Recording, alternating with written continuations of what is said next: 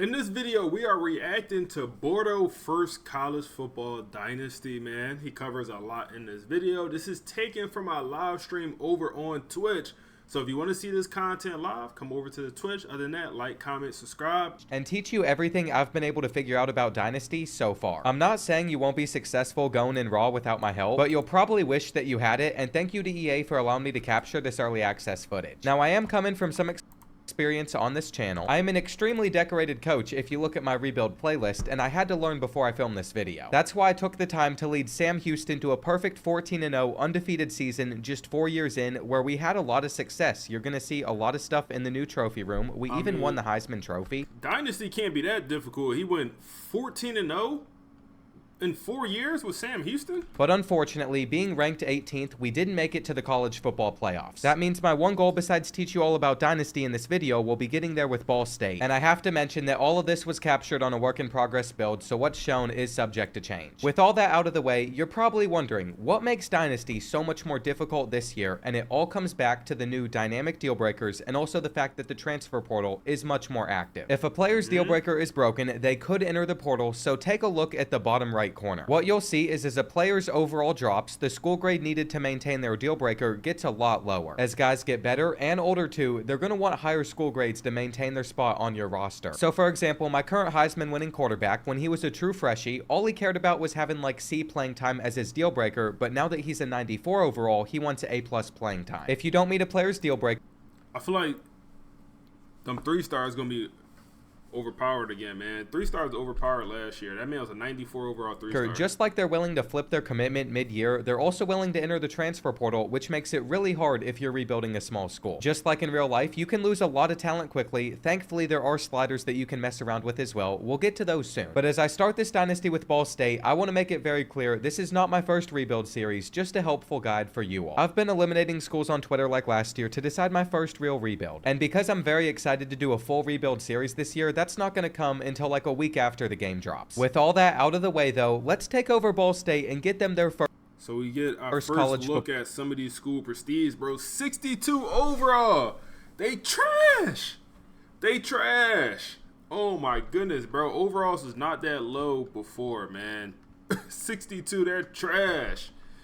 Oh, man. Ball playoff appearance. As you might know, there are real coaches in the game this year, but I'm not going to take over Ball State's program with their real head coach. I want to create myself. And if you do that, this is the first screen that you're met with. Now, unlike last year, whatever you select first here is extremely important, so you want to keep that in mind. And being a recruiter is no longer as overpowered as it once was. If you go down the tactician pathway, there's a lot of upgrades that are going to make just ratings better on your team, and motivators going to help with how quickly players progress. That is why, at least for now, I'm going to be going down the motivator pathway. Choose whatever you want though. Have some fun with it. It adds to the replayability. Motivator gonna be a new meta, man.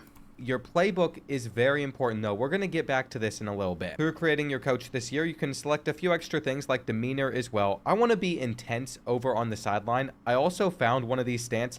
Hands on knees is hilarious. You all will see once we get into a game. They actually gave us some options to dress up with as well. Okay. See, we needed this, man. I'm not an equipment guy, but we needed this. The two options was crazy. Coach this year, so we're gonna have to rock the sleeveless tee. I feel like there's no other way to go about it. My goal is to make other coaches as uncomfortable as possible as we assert our dominance over on the sidelines, so this is gonna be the fit of our head coach. As you can see, the last time that Ball State won 10 games in a season was 2013, so the expectations for me are not very high. All I have to do is win 4 games. The reason I want to take over a small school like this is I want to show you all the struggles that you might experience. Some of this stuff is going to be tuned a lot differently if you're taking over a much bigger program, so you can keep that in mind. But I do believe there's some stuff in your settings when you're setting up a dynasty that you don't want to miss. So if you don't want to get fired as a coach, you can turn that off. I'm actually going to put our coach speed on fastest just so I can show more of the coach tree stuff. And then there's this manual progression XP penalty. If you go down to the very bottom and you make sure that you can progress your players by yourself, that the computer doesn't auto progress them, you turn that off. That's something that's going to apply. Are y'all turning auto progression on or off, man? I might leave that thing off. I'll see how it play out. I'll see if the CPU is better with deciding what to upgrade. I might leave that thing off, man. I'm gonna be honest. Personally, not the biggest fan of this. Since I still auto-progress most of my players, I only manually upgrade a few, so I end up just turning this all the way to 0. I turn it off, and then if you have a pre-order bonus, you can also turn that off so you don't get extra levels. If you want it there, you can have it though. If you don't like the impacts of how wear and tear are affecting your dynasty, you can tune all of that here. You can also tune how many players transfer per year and the chance that they transfer. I feel like that's important stuff to mention. It gives us some custom players transfer user player transfer chance per year. So if you put that thing on 100, a value of 100 means no player. If you put it on 0, what 100 means players with the highest chance of transferring. Okay. And the chance that 100 might be crazy, man. Oh, my first rebuild, or whenever I do this Colorado rebuild transfer only, this slaughter is going on 100. They transfer. I feel like that's important stuff to mention. It gives us some custom. customization, but here is my biggest warning to you all. If you're looking at your roster at the beginning, be prepared to lose like all these players. As you can see in the default settings, we're only going to lose up to 20 players in the portal this year, but so many of these guys are going to want to leave, especially if we don't have a good season. If you go through the roster, at first, a lot of these players are going to have a deal breaker, even though they're currently at that school. This is intended so players are going to transfer around like they would in real life, and that can be scary. Our backup quarterback, our starter for next year, has a deal breaker for championship contender. So if we don't have no, that's what I don't like. Like, it gotta make sense. I get more deal breakers, dynamic deal. It gotta make sense. The 2-star backup quarterback, Walter Taylor, he transferred for his 3rd time. He just transferred from Colorado to Ball State. He should not care about championship contender. That don't make sense, bro.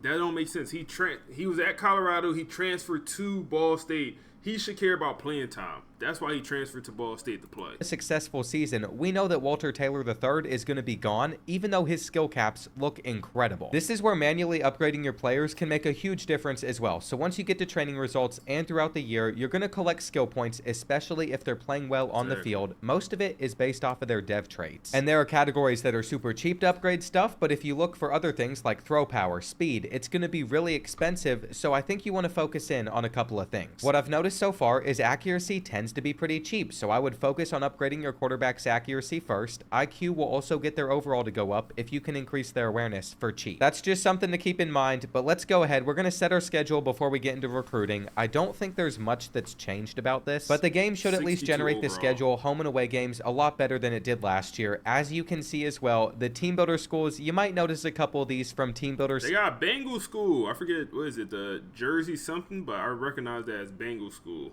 series this past year, including my Stallions. I feel like I had to throw them on there. I don't think we're going to be able to win many games with Ball State, even though this isn't looking like a hard schedule. And I figured some of you probably just want to see some actual gameplay before I get too deep into this Dynasty tutorial. That's why I think it's worth it to see how this first game goes against Purdue. For their run out, I've already heard it multiple times. They just blast a train horn. That makes sense, though. They're the Boilermakers. It going off constantly was actually starting to drive me nuts. They've already scored 3. And so far, we haven't had the best first quarter, but we could have given up a lot more points as well, so I'm just going to take that. Here on a 3rd and goal, though, we could get them off of the field. I'm going to man up that guy, basically operate as a quarterback spy here in case they try and run. But look at that. We're solid. We're holding them to their 2nd field goal of the day. And the real question is going to be, can we score with Ball State? I'm not sure if I'm going to be able to. On a 3rd and 10, open receiver, middle of the field, we're getting some progress. The real issue is I just can't move the ball consistently. We have a play or two where we do well, and then we end up not doing well. There's been a lot of missed throws like that. I mean, that shouldn't have been accurate in the first place. And I'm going to be honest, this one might get out of hand, but you all can't be upset at me because, for one, I can't tackle, and for 2, I'm using one of the lowest overall teams in the game. I'm going for it. It's 4th and 5. Our tight end's open. It's going to be on target. It's enough. If we're going to stay in this game, we are getting points before the end of the deflect any place, but he's definitely 4th run this. It's so. Not that we even opened by now. It's an embarrassing showing. This ball back after. We got Mo Bamba black sideline. Like, why is Purdue taking us so seriously at this point? Hang on. This is it. Keep going, Webster. An overall 0 game. even though we let Devin Mockabee run all over us. Again, it could have been like 42-0. I just have to hope as this video goes on, I can actually turn around Ball State. But if you want to see a little bit of the gameplay and some of the presentation, I got you. And let's get over to what's most likely the most overwhelming part of Dynasty for a lot of people, especially the new guys, recruiting. The type of players that you're able to go after all ties back into your... Look at them school grades, man. School grades. So with Ball State, where we're struggling with a lot of these school grades, we're most likely only going to be able to go after guys like 1 and 2 stars, maybe some 3 stars, but we can write off the 4 and 5 stars. Meanwhile, if you're a school like Alabama, you can basically go after every prospect in the country, but if they care about academic prestige, that's their deal breaker, then you won't be able to pursue them. That's why you'll notice if you sort for just 5 stars and you're a tiny school, there's only going to be a few that would even consider going to your program, and you're going to have a hard time landing them, basically, unless... Maybe this is a bad take. I feel like it should be 0 5-stars interested to go to your program if you're a 62 overall Ball State. I feel like it should be 0, and maybe that's crazy. If they want proximity to home or playing time, they're writing you off. Now, I do believe it's worth still taking a shot on a couple 4 stars, especially if they're near your school, so we're going to sort by pipelines. And in the state of Indiana, we've been able to find a few players that are going to be close by who also care about playing time, so we have a better chance at getting them to come here. Outside of that, though, what I'm going to recommend, the easiest way for you to start your dynasty, whether you're a big school or a small school, is search by minimum rating, 3 stars, and then look for players that have interest inside the top 10. This should give you a list of guys that actually want to come to your school, and now we have to look over to that bottom right corner. If we think that we can give Chad Cutting a lot of playing time, then we should add him to our board, but we have to keep in mind, we don't give him that playing time, he's most likely going to transfer, and we don't want that. The biggest key to success in Dynasty this year is roster retention, so the deal breakers of the players that you're recruiting is more important than ever before. For example, I know our pro potential school grades probably not going to stay at a C, especially the farther we get into Dynasty, so I'm not even going to go after this kid, because as he gets older, he's going to want a B grade, an A grade anyway. And what I don't want to do is develop somebody into like an 85 overall as a junior and then watch them leave to a bigger program. What I have found is if searching by deal breakers, the safest one is proximity to home, especially if you have a B grade or higher, because that's never going to change. Your school isn't going to pick up locations and go somewhere else. Now, finding players that care about it is definitely not easy. So you're also going to want to sort for new guys that care about stuff like playing time. This guy right here, we have an A+ grade for his playing time. We should have him on our team. What we really need to focus in on though, and this is just going to go for looking for quarterbacks, you could say something like speed's going to be the same for halfbacks and receivers, is while we're scouting them, we have to look at throw power and speed since those are the most expensive to upgrade. You're going to be able to purchase accuracy really cheap, but like 83 throw power is going to take... So you could purchase accuracy cheap. I wonder if that's for all archetypes. Because last year, the scrambling quarterbacks, it cost the most for them to purchase accuracy. So that's why the accuracy didn't develop as well as other quarterbacks. So I wonder how that looks. A lot longer to develop, while this guy already comes in with 89. So what we do is we just remove this guy off of our board. You might notice though, it's taking us 50 hours at a time just to fully scout somebody. And that's one of the negatives of not going down this recruiter tree. But the reason I'm... Cost 8 to upgrade these, man. Damn. Not going down the recruiter tree is you have to become an elite recruiter if you want to be able to increase weekly hours for quarterbacks this year. The same goes for every single position. It is... Yeah, man, I've been preaching that all year. I wish you could only see his letter grades until you get him on campus. You don't actually get to see the rating. Tier 4 of elite recruiter, which to unlock this, you have to sign 2 top 5 classes. So it just cost way too many coach points to put extra hours on players. And I'm not a huge fan of the benefits you would get by going down the recruiter pathway. So what I'm going to do is I'm just going to look for a coordinator. And then once we get that, we'll be able to scout quicker. At the end of the year, you can fire your coordinators and then hire guys based off of the needs you want to fit. So if you look at our defensive coordinator at the moment, we're going to be able to scout defensive linemen, linebackers, and even corners a lot quicker than the offensive positions. Again, you don't have to follow this advice, but my goal for how I'm going to rebuild programs is let the coordinators be the recruiters, and then I'm going to focus in on motivator and then eventually tactician to boost our ratings. Inside motivator, for each position, if you can get to tier 3, you're going to be able to get an off-season training boost for all your players at that position. It's also going to help you level up a lot quicker. And listen, we're starting at the bottom here. It shouldn't be easy for us to take Ball State and turn them into a national championship contender in just a few years. I even want to go back to my Sam Houston file and point out that I wouldn't have been able to win it all with this team. I mean, we went undefeated and just finished the year inside the top 12 after 77. What am I looking at here? been able to win it all with this team. I mean, we went undefeated and just finished the year inside the top 12 after not making it to the playoffs originally. And what? So they went undefeated as a 77 overall, but looking at their roster, okay, overall, yeah, that's what I'm looking at. Something kinky going on here, man. Undefeated and just finished the year inside the top 12 after not making it to the playoffs originally. And you can see school grades like our conference prestige are dragging us down. They've made it harder for you to take some of the smallest programs and turn them into natty contenders. Don't even get me started on how I felt losing 20 players to the portal every year because they wanted to play for bigger programs. It's just going to be a painful process, but it's realistic college football. Don't worry though, there's still a lot of fun to be had. You're also going to notice the overall spread between the best teams and the worst teams is massive this year. Again, we're just going to search by this to start building out our board. You don't even have to search by interest. You can just go after players that aren't being recruited. And this is another tip. So after having a bad year, you might need to just search by recruit stage open, and if no schools are going after that player, they're easier to land. It's also pretty easy to track. Above the prospect list, you're going to see your team needs. So I know that we need to put at least one more receiver on our board, and we need to land him in order to fill that role. If you hit the right bumper, you're going to be able to go over to the team needs screen from last year as well. They've added one more column though that it's pretty useful. It's called potential transfers. So if you look over here, you can see how many guys at each position group are potentially going to transfer out because they're not happy, their deal breakers are not being met, and this is going to add up over time. You're just going to have to expect having turnover, especially as a small school if you don't plan. Been tapped in for a minute. Hey man, hey bro, I appreciate you. Appreciate you coming by the stream also, my guy. On having much success at first and being able to find those guys that you can retain no matter what. I don't want to scare you too much though. If you end up taking over a bigger school or even a medium-sized school and having decent success, it's probably not going to be as much of a struggle because it shouldn't be. My thought process is simple. If you can learn from an example of using one of the worst schools in the game, then it's going to be very easy for you to apply this to whatever team you end up choosing for your first dynasty. I'm still really focusing in on trying to find guys with proximity to home. They're pretty rare, but if you can't find that, I would say that playing time's the next best one to offer. Just don't bring in too many players at that position. You also don't need to scroll down one by one to offer a scholarship to each player individually. If you want it to be a little bit quicker than doing this, what you're going to do is you're going to sort by players that still need a scholarship, and from here you will just be able to spam it out. I wish they had a button to offer all players without doing it. Button in?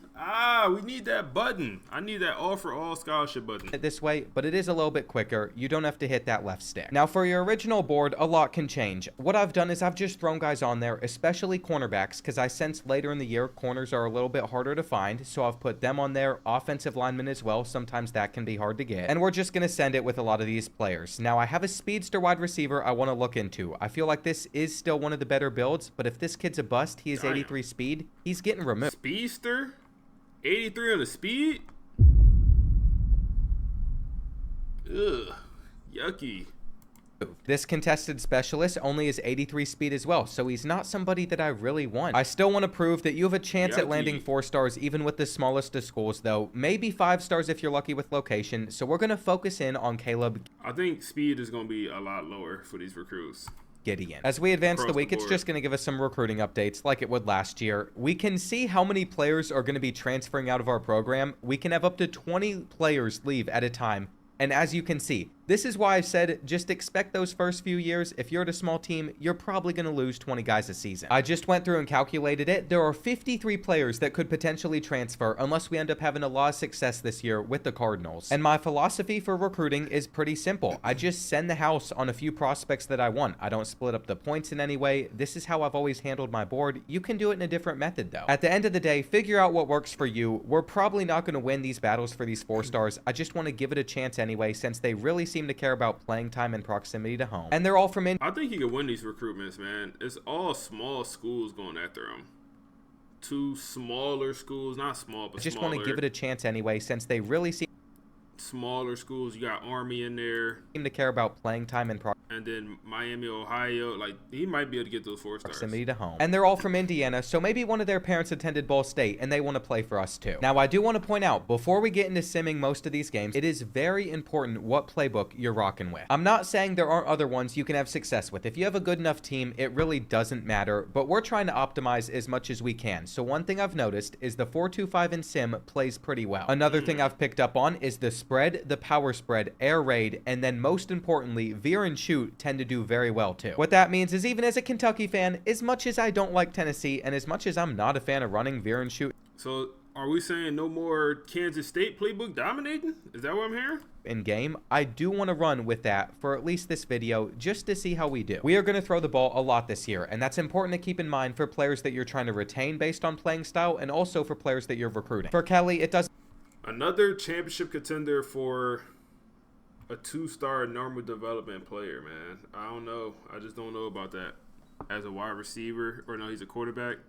I don't know about that, man. You're a 77 overall senior championship contender. I don't know about that, man.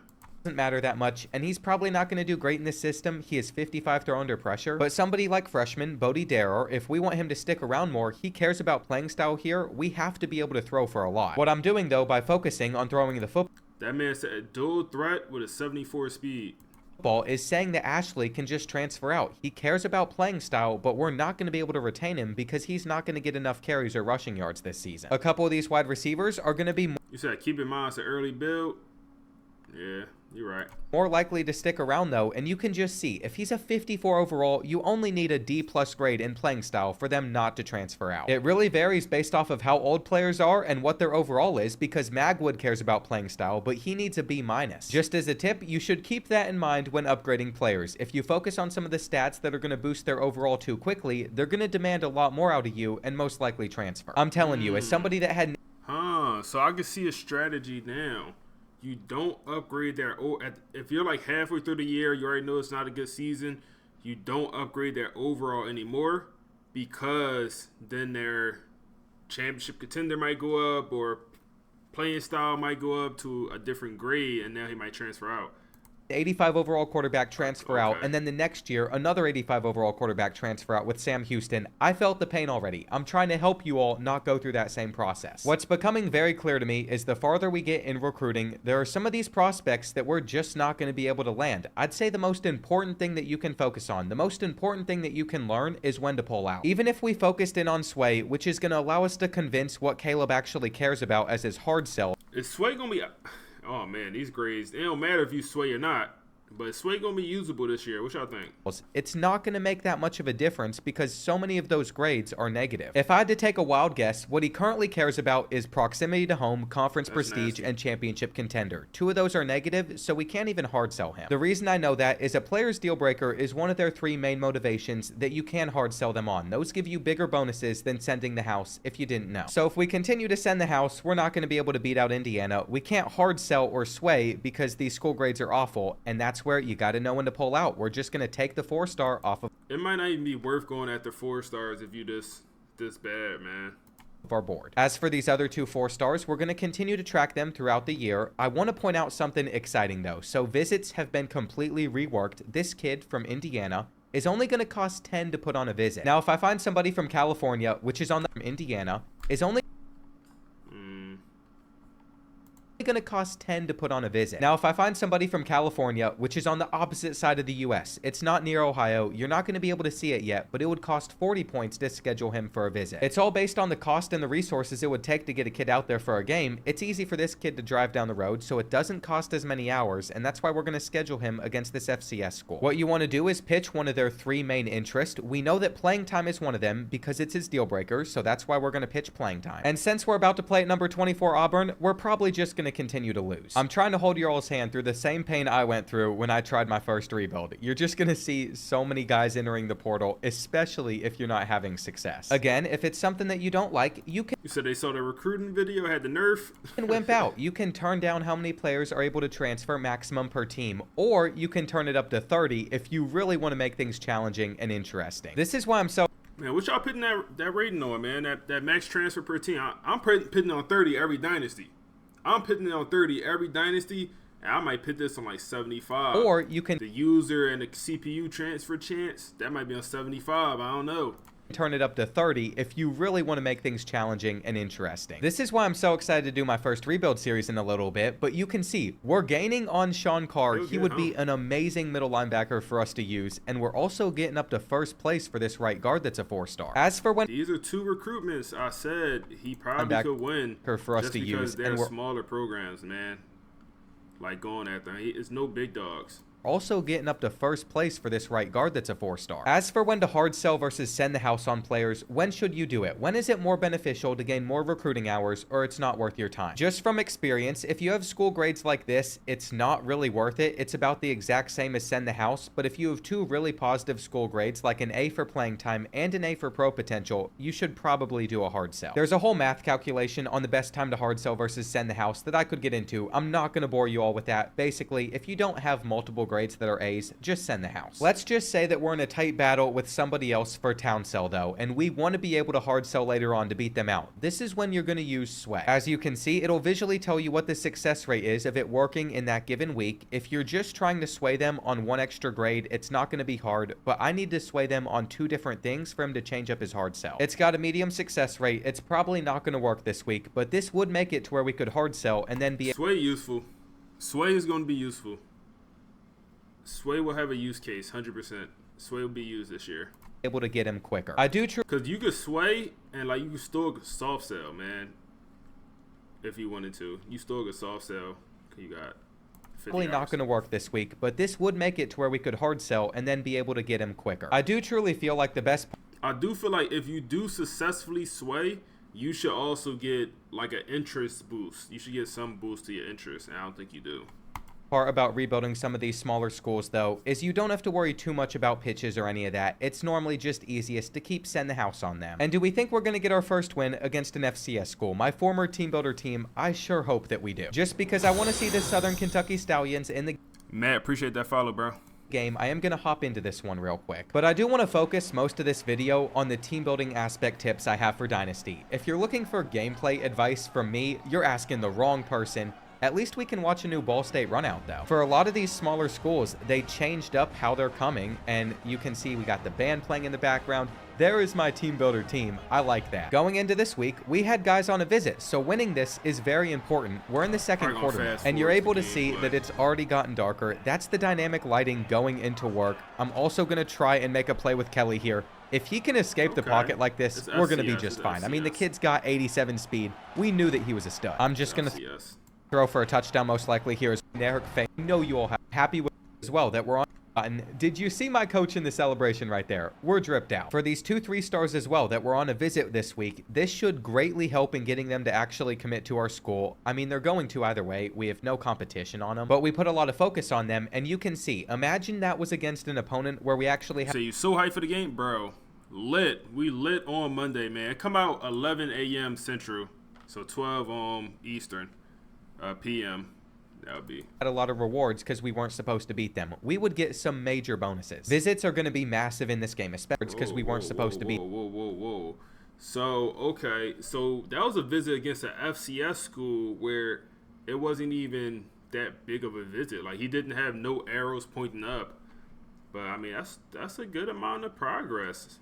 Them, we would get some major bonuses. Visits are going to be massive in this game, especially since they're cheaper, but we didn't get a successful sway. I'm just going to go back to sending the house so we can close out the battle. And when it comes to these 2 4-stars, for Jamal Asher, the right guard, it's not going to make sense to hard sell on him because as you can see, 2 of his interest, we do not have school grades in. When we look at Sean Carr though, we're in an interesting spot. I feel like we might want to take that chance. I also just noticed that we can put 60 hours on him a week. This is where knowing what bonuses your coordinators offer you could be very crucial because apparently Jeff Knowles has elite recruiter, and for the linebacker position, he increases weekly recruiting hours for them. We just really increased our odds of signing a 4-star at Ball State, but we're also going to put him on a visit against Ohio. We're hopefully going to win that game and see if we can get him. I put every other player on our board that we're targeting on a visit for that week, so if we mess that game up, we're going to be in trouble. It's not like we're winning UConn is 71. Much though. UConn is. I think last year the lowest overall team was Ball State at a 71.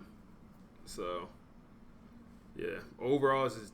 I love it. I love it, man. Is also going to take us down, so we continue to struggle. During this process, we have been able to level up, so we're going to go into our motivator tree, and I want to make sure that certain positions get these off-season training boosts. I think it's important that our offensive line gets better, and if we're going to run an air raid offense, if we're going to be in veer and shoot, throwing the ball a lot, what we're going to do is we're going to get a boost to wide receivers and tight ends as well. I also see Indiana potentially gaining on us for Sean Carr, so what we're going to do is we're going to try a sway again. We're going to see if we can get him to care a little bit more about pro potential instead of coach stability. If this ends up going through, next week we're going to be able to hard sell on him. And just from the looks of it, Southern Miss is gaining on wide receiver Isaac Scruggs, who is a 3-star I'd like to have. There's not much we can do though besides just sitting back. New commitment screen. I've seen it a couple times already, but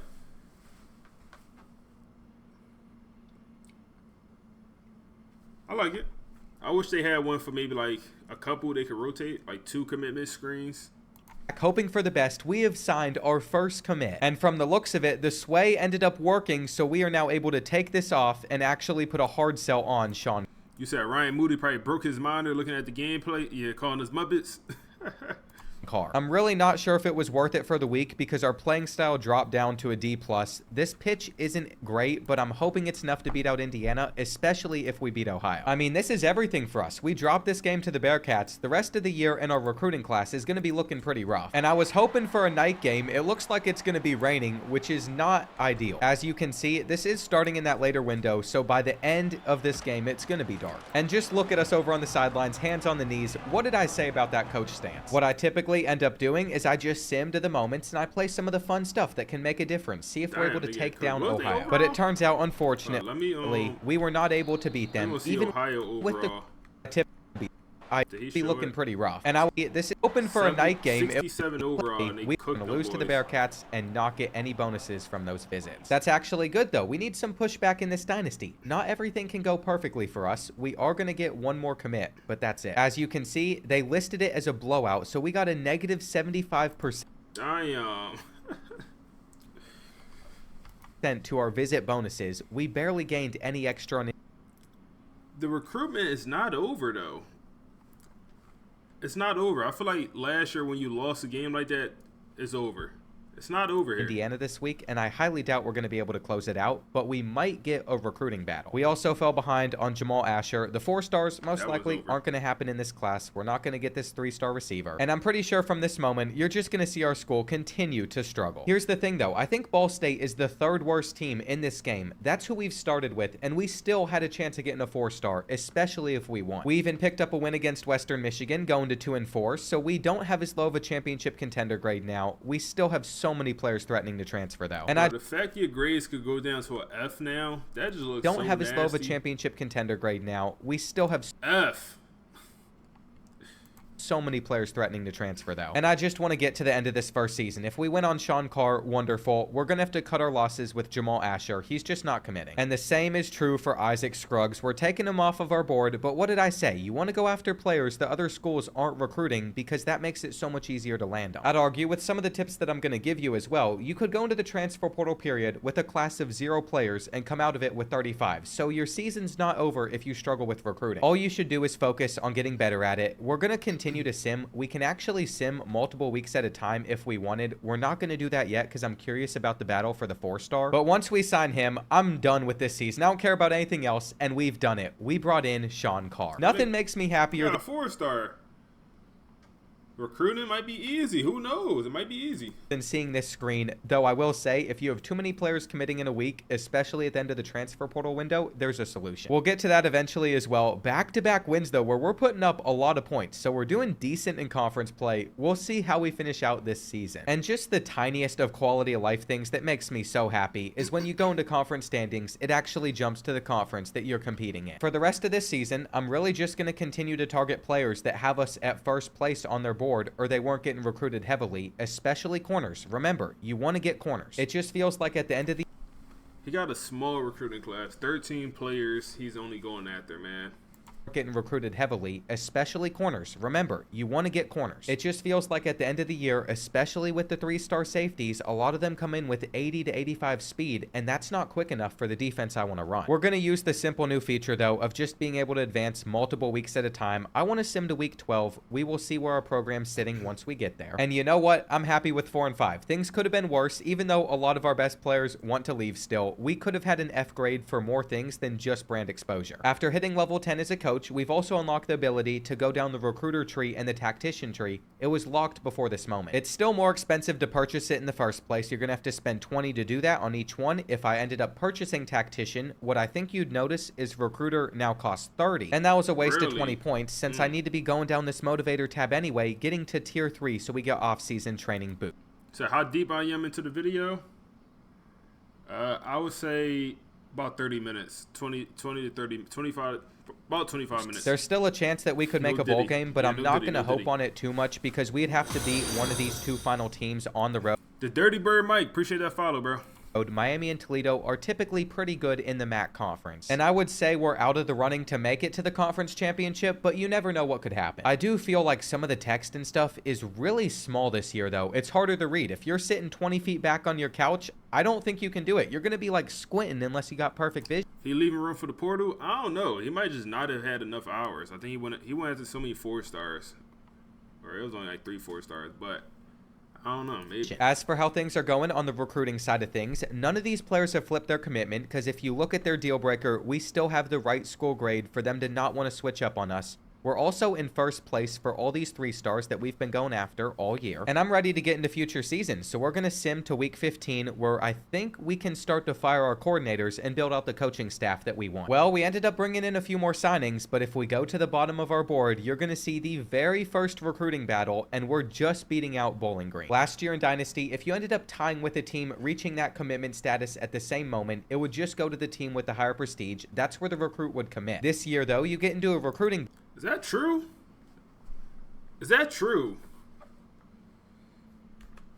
It would just go to the team with the higher prestige. That's where the recruit would commit. This year, though, you get into a recruiting battle where you continue to throw resources at that player, and we have nothing else to offer. We just have to hope that we can edge out Bowling Green by sending the house. I also should have pointed out mid-season, if we ended up searching by open recruits and we even looked for 4 stars, there would have been guys that we could potentially add to our board. They don't exist at the end of the year. But if you go over to the filter, you do it for 3 stars. This is where you can find more players, especially if you can get a deal breaker with proximity to home or playing time. I honestly don't even mind playing style for positions like receiver since we're going to throw the ball a lot. I don't think they're going to end up transferring. I just can't put enough emphasis on how important it is to focus on the dynamic deal breakers this year though. If you don't, you're going to end up heartbroken. I'm sure it's still going to happen to me in this video. I'm going to build up a guy and then watch him leave on us because he wants to play for a bigger program. It hurts. As you can see too, we finished 5-7, so we're not making it to a bowl. We were just below the cutoff. There were a lot of teams in the MAC this year that were below that cutoff as well. And no matter what we did with Kelly, he was going to transfer out due to championship contender. I'm curious about our backup Taylor though. Walter Taylor, championship contender grades low. He's also leaving. Our only hope is with these players that want to leave, maybe they're not one of the 20 that transfer out since that's the limit we have set for this dynasty. And we're still picking up commits as we get into the end of this season. Like I said, with my coach, I want to focus on motivator, then eventually getting over to tactician. But if we're looking at our offensive and defensive coordinators, I need these guys to be bigger recruiters, which means we need to fire Craig Harmon. I don't want to get rid of Jeff Knowles just because he gives us benefits for recruiting defensive linemen and linebackers, especially linebackers. So we are going to actually extend him, and then whenever it comes around to this guy, I'm sorry, you got to go. As for the Heisman winner, we have Jeremiah Smith.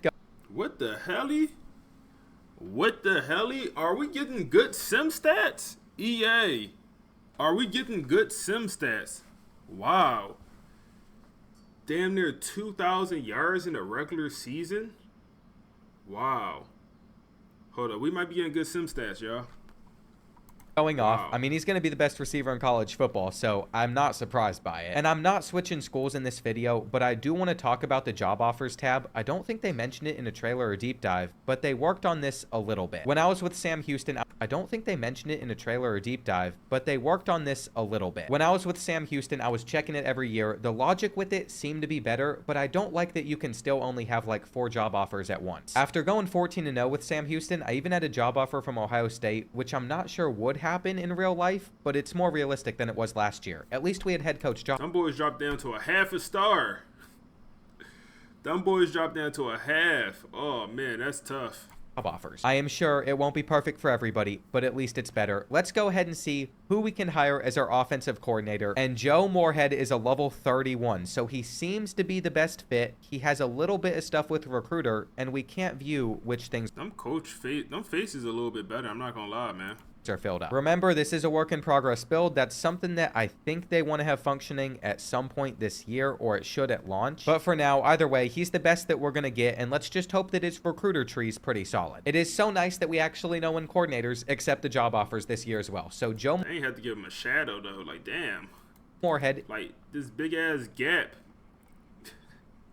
between his head and the is a part of our staff. During this time of year, there's not much else that's going to go on for us, but I always like to check out how stats are generating across the country. USF's offense with Byron Brown seems to do pretty well during sim. And the rushing totals, especially on the touchdown side. Okay, that's better rushing numbers, man.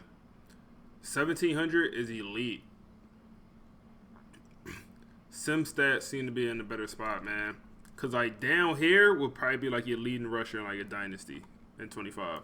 Look so much better than they did last year. Heisman winner Jeremiah Smith has also been able to cross over the 2,000 receiving yard threshold. Eventually in this video, we should at least fill up this trophy room with a few things. I told you all, my main goal is just get this team into the playoffs. And we are closing in on the period where players are going to leave and some of these guys are about to enter the portal. I know that we're having 20 guys go. It looks like Carson Beck was able to lead Miami to a national championship. Ohio State didn't even make Duke. Texas Tech is a good team in real life. Memphis, interesting. It to the playoffs actually, but they had the Heisman winner, so maybe awards are more based off of stats this time around. You can see all the history tracking as well. It is so refreshing that there is some stat tracking and history tracking in this game. This staff move screen can also tell us everything going on in the country. So Memphis's head coach has gone to Florida State. We have Matt Campbell going from Iowa State to Nebraska, and I had to figure out what happened with Mike Norvell. He got fired by the Seminoles, and now he's taken over Virginia. By the way, if you want to see how some conferences have fired by the Seminoles, he skipped Hugh Freeze getting fired too.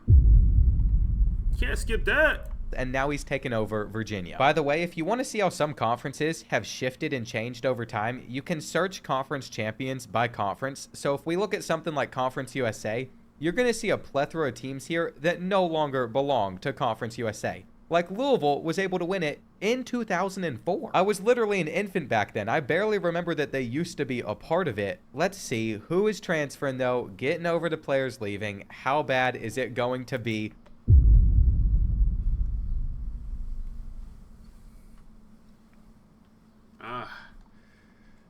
It's one thing if it's a lot of players.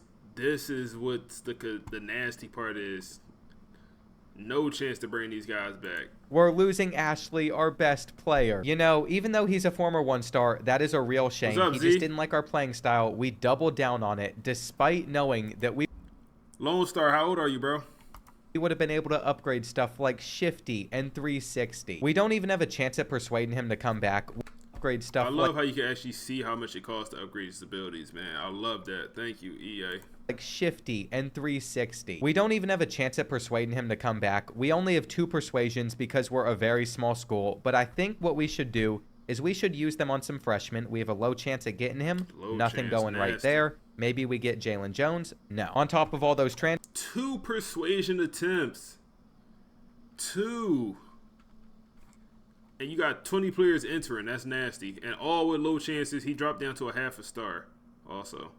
First, we also have seniors graduating, so Ball State's losing like 40 players from a team that went 5-7. And you might be like, oh, you got lucky with some of these other players that didn't end up transferring out. Well, here's what's going to happen. Next year, assuming we're still bad, they're just going to leave in the portal then. I've only had the game for a few days, so I don't know what the experience would be like if I was a mid-table Big Ten team or if I was out there winning championships. You probably don't lose that many players, especially compared to this. But if you are at the bottom of college football, like we currently are with Ball State, then you are going to struggle, and that's how a rebuild should be. Just from looking at our board though, because we were able to sign a 4-star and because I know that we're going to continue to get 3 stars, I think we're going to sign the best class in the conference. We just need to retain these players as we build up our program. That is going to be the real challenge. I don't think the transfer portal is going to be that useful to us because there's no 3 stars that are interested in. Oh no, you can't bring in 3 stars in the portal as a small program.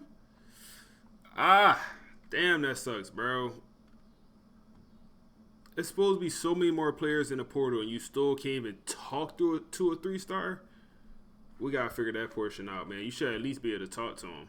I don't think the transfer portal is going to be that useful to us because there's no 3 stars that are interested in coming here. We can obviously go after some 2-star prospects, but it just doesn't hit the same. So my strategy for the transfer portal period is going to be searching for minimum 3-star rating and then those players that are still at the open stage. As I look through these prospects, I want to fill up those team needs at the top of our board. If we can offer somebody like this playing time, especially... Yeah, like, bro, 3-star transfers will go to a small program like Ball State to get playing time, man. That's why, like, I'm like, how can he not even talk to a 3-star transfer? Because literally, if I'm at Alabama, or maybe not Alabama, let's say I'm at Colorado, like Walter Taylor, the backup quarterback at Ball State right now, I want playing time. I'm a 3-star transfer. I'm going to go to Ball State because I got playing time there. So that's ass. A contact seeker, I want to bring him on. I also want to give out a little tip for offensive linemen. Anything besides raw strength as an I think also Denver Harris, a corner. He also was at LSU. He was at school before that, and then he transferred to pretty much what would be a 1-star program in the game just for I guess more playing time. It happens, yeah. It happens all the time. Denver Harris might have went to UTSA also. He might have went there, or he might have went to UTEP, one of them. Archetype is good. It's just with raw strength, it's so expensive to upgrade every stat. Now that I've started to build out my recruiting board, it's pretty simple from here. What I want to do is I just want to put limited points into them, offer a scholarship, hopefully jump up to first place, and get these guys to sign without putting too many hours in. We can also do that in the transfer portal. You just need to be careful about the guys that you're offering with their deal breakers because they'll most likely leave your school for the same thing. Just think about it. If a player isn't loyal in the first place, do you really think they're going to come to your school and be loyal again, especially if you can't offer a 2-star playing time? No, they're going to be gone, but it can be helpful to filling up your roster, and their overalls will go up during training results this year, so you do want to get transfers. What I like to... The fact overalls didn't go up last year, nuts for transfers. Insane that I never fixed that. Start with is transfers that have us inside their top 3, especially if they're freshmen, because that means they're going to be around for a lot longer. After that, we'll change top 3 to top 5, then we'll go top 5 to top 10. It's just a simple process. We're going to try and fill up some of our team needs. We need 7 outside linebackers, and that's just not happening, but I think we've done enough for this week. I'm putting 10 points into all these guys. If there's any competition, what's going to happen is I'm just going to remove them from our board. Okay, so after advancing a week, we have been able to get a couple commits. That is nice and all, but more importantly, you're noticing there are players that I'm putting no hours into. Because we're in a lead, they will automatically commit at the end of the transfer portal period without us having to put any extra effort into getting them. When we see guys like Quentin Mayweather, though, West Virginia, I can't compete with them. I'm going to take this kid off of our board. It's just not worth our time. This is what we're looking for. No other school is going after these guys. For a lot of these 10 hours that we... So it looks like that same thing going to happen where you could fill up a whole class of high school guys, whole class of 3-stars, high school guys at the transfer portal. So 3 stars is just going to be, it's so many of them, you'll always be able to get them. So it's literally going to be no point to go after 1 or 2 stars because you can always get 3 stars. Anyone can get 3 stars. Put into players, I can pretty much lock in that I'm going to get them no matter what, which is nice to see, but if we have competition, I might decide to run from it. We really just want to focus in on signing those players that other schools are not going after. I'm going to be honest as well, for wide receivers, I feel like playing style is such a good one, because if you go for playing time, you have to make sure that guy gets on the field, whereas if you go for playing style, you just have to pass for a lot of yards. It's also nice if you are able to get speedster wide receivers, but I feel like there's not many left that are still going to be in the open recruiting stage by this point in the year. There's none. You can also have a lot of fun with these gadget receivers. Like Darryl Swift is 5'9", 190 pounds, but he might not play receiver for us. He could come in and be a running back. Since gadget receivers can also throw the ball a bit, I've already tested it. Is Gadget the new athlete? Is that the new athlete? Moved one over to quarterback. Their accuracy skill caps are far too low, so you're not going to be able to progress them as a QB if you wanted to try it. But I am sure at some point this year, we'll find an exploit or two. We'll find our way around the system. You might notice I don't have a single special teams player on our board. The reason for this isn't just because team needs says we don't need one. It's also the fact that if we don't recruit anybody on the special teams side of things, they'll get us a 3-star walk-on that's going to be pretty solid. In fact, I'd argue that special teams players, once they walk on, have some high potential as well, because we can manually upgrade their kick power and kick accuracy. Kickers and punters can be very good in this game, but is that going to matter when we have a 57 overall roster? Damn. I'm trying. Ooh, my stomach. Oh, 57 overall. Them boys got worse. Kickers and punters can be very good in this game, but is that going to matter when we have a 57 overall roster? I'm trying my best here during this transfer portal period. We are also going to continue to go down the motivator pathway. We have the training boost coming from the offseason soon. And if I can tell that we're going to win on a player like Christian Gann, no one else is going after him, there's no reason for us to keep 50 hours on him a week. We can allocate those somewhere else. As we head into the final week, it's looking like there's one player we might not sign, but I think we're going to get a class of 34 players. I'm really hoping with me slowly walking you all through what I do in recruiting, it can help for your dynasty. I'm hoping you can beat your friends as well. If you're in an online dynasty, crush them. If you aren't in an online dynasty, especially with your friends, I would encourage you to do it this year, especially with crossplay, because those are so much fun. Like, if y'all want to join the online dynasty,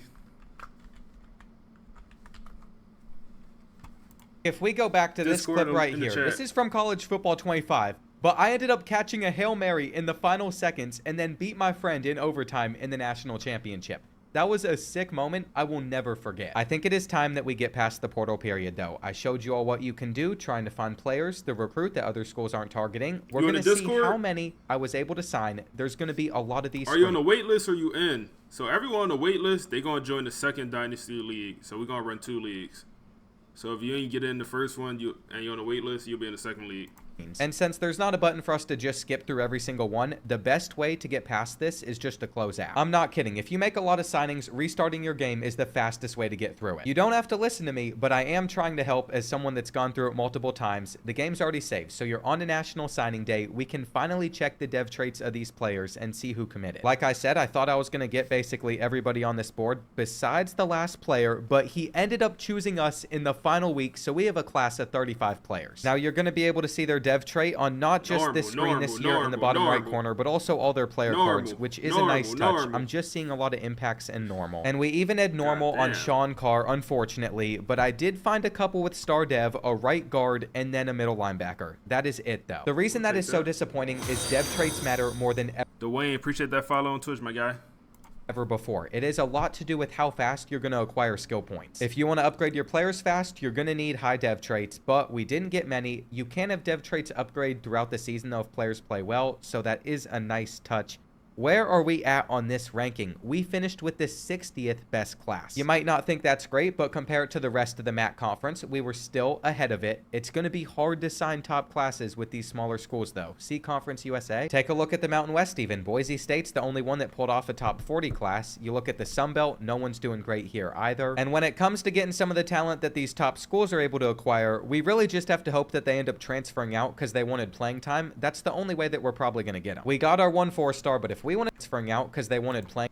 I just want to look at this list because last year, sometimes you had some crazy schools signing top 10 classes. You get Virginia Tech with like a top 5, top 10 class sometimes. Time. That's the only way that we're probably going to get them. We got our 1 4-star, but if we want to sign more of these, it's going to be a grind. We're also very close to training results, so I'm actually going to get tier 3 unlocked for our quarterbacks just because I'd like to get a boost on that side of things. I never even checked what Joe Moorhead was good at either. Is he a scouter? He is able to scout at least at the bare minimum, so every position is now covered. That's beautiful. Our offensive coordinator covers the offensive positions. Our defensive coordinator has tier 1, so he covers the defensive ones. It's like the coordinator covers the offensive position with the hat on, bro. Minimum, so every position is now covered. That's beautiful. It's like, bro, why he got the shadow and he still got the light part, like he still got that same visor on. It's an early build. Our offensive coordinator covers the offensive positions. Our defensive coordinator has tier 1, so he covers the defensive ones. And that means that we can look for gyms next year. You see what this is too? We have an athletes tab, so we can actually sort by athletes. Another cool feature is abilities will carry over, so let's say that Elijah Jackson had takeoff, we could move him over to receiver, and as long as his archetype is going to have that same takeoff ability available, he'd be able to take that takeoff ability over to receiver, because as you can see, his physical ability, 360, would carry over. I think that's something to really look out for. I love the thumper athlete position because you can basically put them wherever you want on the defensive side of the ball, wherever you need. Thumper athlete. Is that the new athlete middle linebacker? Oh, man, that's the new athlete run-stopping middle linebacker, the thumper. Hold up. Let me back this up a little bit. Because you can basically... Yeah, this is a new athlete middle linebacker. He can play edge. He can play safety. He can play linebacker, corner, D-tackle. This the athlete middle linebacker. Okay, thumper. Keep that in mind. put them wherever you want on the defensive side of the ball. Wherever you need something, you can put them. They typically come with more speed than you're going to get at other positions as well. This 100% the athlete. 100%. Wherever you need something, you can put them. They typically come 87 speed. Yeah. With more speed than you're going to get at other positions as well, around like an 87. So we could have them at defensive back. We could have them out on the edge. I don't even think they changed the programming on it. I think they just changed the archetype name for them. And I do end up... Could that look exactly the same? Getting pretty interested in what we can do with some of these gadget receivers. Like if we moved him over to quarterback, despite the accuracy being low, he'd be a 74. As a running back, a 76. It's easy to make the switch. The problem with that though is his deal breaker's playing style, so he's gonna want to transfer out, and we have to know that going forward unless we focused on running the ball more. After spending all this time slowly walking you all through the first season though, it's time that we see some dev traits. So Weatherly has Oh, good work, EA. Good work, EA. Good work, EA. That's good work right there, man. They actually tell you who goes up and down.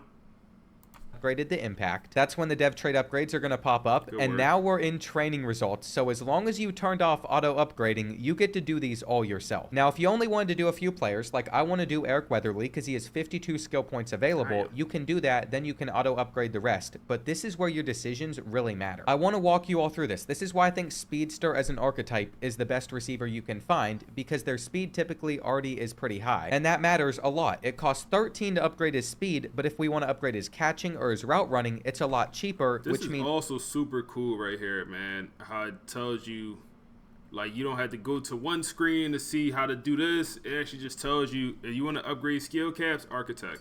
CEO also. We can max this out pretty easily. That's exactly what I'm going to do, but remember, the higher that you get these player overalls, the more that their deal breaker is going to go up, and they're more likely to transfer out. With him, I don't care because he's a senior. He cares about championship contender. It's an F grade there, so he's leaving either way. We have 17 skill points left, though, so we can upgrade his quickness once, and then we can also get his elusiveness up there. We have an 82 overall, and I think he was a 70. Man. Being able to manually upgrade can be super useful, but if we take somebody like TJ Horton, who didn't have impact development, he only has 19 skill points to spend. Again, we want to be smart about this. Speed is one of those things that's going to be expensive. We can always upgrade elusiveness for a lot cheaper though, which is going to boost his overall more. It is very crucial that you're thinking while doing these upgrades. I think Brody Deere could be our starting quarterback this next season, and I don't want a 1-star with normal dev to be out there, but we don't really have a choice. His accuracy is already capped out so much. I'm not going to be able to get a great example out of this, but one huge stat that dictates quarterback overalls, especially pure runners and dual threat quarterbacks like him, is this IQ stat. It's all about their awareness. So you could have a really good quarterback with a low overall if you never touch on awareness, but it's cheap. So if you purchase a lot of awareness, then you can get that quarterback overall to rise. I was really hopeful the other quarterback was going to be a better example, and it is. So his accuracy is not capped out much, and we're just going to abuse this. We're going to put all of his skill points into accuracy. This is probably going to be enough to make him our starting quarterback because he's now a 71. Is quarterback overall to rise. I was really hopeful the other quarterback was going to be a better example, and it is. So his accuracy is not capped out much, and we're just going to abuse this. We're going to put all of his skill points into accuracy. This is probably going to be enough to make him our starting quarterback because he's now a 71 overall. If we had extra skill points and we increased his IQ, we probably could have gotten him above 80. It's just crucial to figure out the archetypes where you can upgrade stuff like route running. Do it matter if you're using them? I don't know. The IQ probably don't matter if you're using them.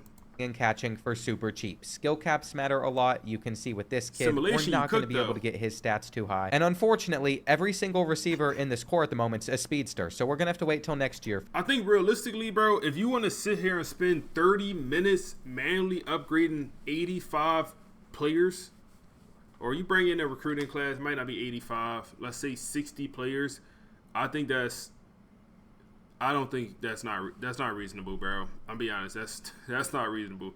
If you want to do that, by all means, I might have to go auto, bro. And then I might manually upgrade some players, but it's probably going to be auto. For better examples. Overall is also calculated differently based on the archetype for each position. So like for a pure blocker, he's not going to have his overall calculated as much based off of route running and hands as he is blocking. That means I could sit here and spam as many receiving stat upgrades as I want with him, but his overall isn't going to jump up that much. You're going to see he's only been able to get up to like a 73. But if we take somebody like a vertical threat, if we focus on those same things, we're going to see his overall jump up a lot more. This is just a terrible example because because he's already hit his skill caps. I really hope what I'm saying, though, is making sense. You want to find those archetypes where it is super cheap to upgrade the stats that go into their overall, like a pass protector. The only things that I think they take into consideration for pass protector mainly is their pass stats and their awareness, so you want to upgrade pass blocking as much as possible. This is going to get him up pretty high. We're going to finish off the job with a little bit of awareness. He's now a 77. But if you take somebody with the raw strength archetype, it's very expensive to upgrade run blocking, pass. Take somebody with the raw strength. We're going to finish off the job with a little bit of awareness. He's now a 77. But if you take somebody with the raw strength archetype, it's very expensive to upgrade run blocking, pass blocking, power. So that's why I say you just want to avoid this one. As you play more. So the raw strength archetype chopped. No go. Hybrid safety. Just get the hybrid safety treatment. This archetype, get the hybrid safety treatment. No go. Run blocking, pass blocking, power. So that's why I say you just want to avoid this one. As you play more and more, just keep an eye on that stuff. What archetypes are the ones where you can upgrade the stats that you want for cheap and reach higher skill caps? It'll just take time to pick up on it, but this is how you're going to beat out your friends in online Dynasty. And some of these players, man, they just can't get much better than they already are. I did really want to talk about kickers and punters, though, because it doesn't cost that much to upgrade stuff like their kick power and their kick accuracy. So you can get this up pretty high pretty quick. Like, because we're doing a better job than what the CPU would do, we now have a kicker with 84 kick accuracy and 91 kick power. In my opinion, I just trust myself over the computer whenever it comes to upgrades, but let's go over to auto upgrading. Let's say you don't want to get that deep in the Dynasty. You just want to upgrade your players. You have to... Yeah. Auto upgrade players, yeah, that's tough down there. 10 points for an upgrade is, man, I get it if it's like speed or strength. Those are, I mean, it's tough for you to get stronger or faster when you already an elite athlete. That's tough. Now, for you to learn to catch better, also difficult, but nowhere near as difficult. Hold down triangle or whatever it would be on Xbox, and then it'll auto progress. I feel like throw accuracy should be another one that's super, I don't want to say expensive, but it is challenging to get more accurate throwing the ball. For you to learn to catch better, nowhere near as challenging to get more accuracy. All the players that you haven't done. Then it's going to pop up how much they've gained in overall. So like the computer was able to get this safety up +6. This is something that didn't display on the last game. Now this is a work in progress. Simple stuff. Like how didn't we have this display last year? Simple stuff. You had to guess. I had to remember. I had to take a screenshot. I had to look back. What's his overall before? Did his abilities change? Look back. Oh no, he actually didn't move up in overall at all. He was the same exact overall. Build. So for some of these guys that we auto progressed, I'm just not sure if it pops up or it's something that they need to fix. Either one of those could be. So if you manually progress it, okay. True. I'm actually a little surprised to have 83 players on this roster because when I was with Sam Houston, I was barely scratching 60, but I don't think you're going to use encouraged transfers as much this year just because it's harder to retain rosters. And let's talk about custom conferences. We can actually set protected rivals this year, so that's something I'm going to do. I'm going to set 2 protected opponents. Once you turn it on, all you have to do is hit triangle to go to protected opponents, and I have to figure out who are we actually rivals with. It turns out Ball State's rivals. I love that. I love that, man. I love that. For my Temple rebuild from last year, I would have did Penn State and Pitt. Every year we would have played Penn State and Pitt. With Miami, Ohio, and Northern Illinois, so that's what I'm going to set in game. We already have the Huskies on there, but UMass is not Miami, Ohio, so what we need to do is we need to find someone else like Ohio that has them on their schedule, or maybe Akron. We make that swap, and now we're going to play them both every season. That was light work, and I'm happy with this being the conclusion to our first season. We still have that goal of making the playoffs, though. We're going to start getting through things a lot quicker. I just wanted to make sure we walk through stuff slow before I started to speed it up. We know that this year, we're going to lose a lot of players still. We're just going to focus on recruiting, mainly off of proximity to home, and players that we can offer playing time. And if you want a player that has a playing time deal breaker to not transfer out, you better find him on the depth chart and put him into the game. Like, that's what I want to do with Ronnie. I wonder if you could finesse the playing time deal breaker. Like, you put him in the starting spot, but you just do it before you advance. Like, you play your game, and then you put him in the starting spot, and you just advance. Could be a finesse. Maybe I'm thinking too much. If y'all understand that. Because after you play the game, it don't auto-advance. You got to advance it. So what if I just put him in the starting spot? Or do he care about stats? Starting the true freshman. We can view his stats. We can go straight to his player card from that screen, which is different this year. It's nice. I don't love that his accuracy is pretty much already capped out, though. So we definitely need to look for another quarterback. That's some nasty skill caps. That is brutal skill caps. for a freshman quarterback, yeah, there's no point to even start him.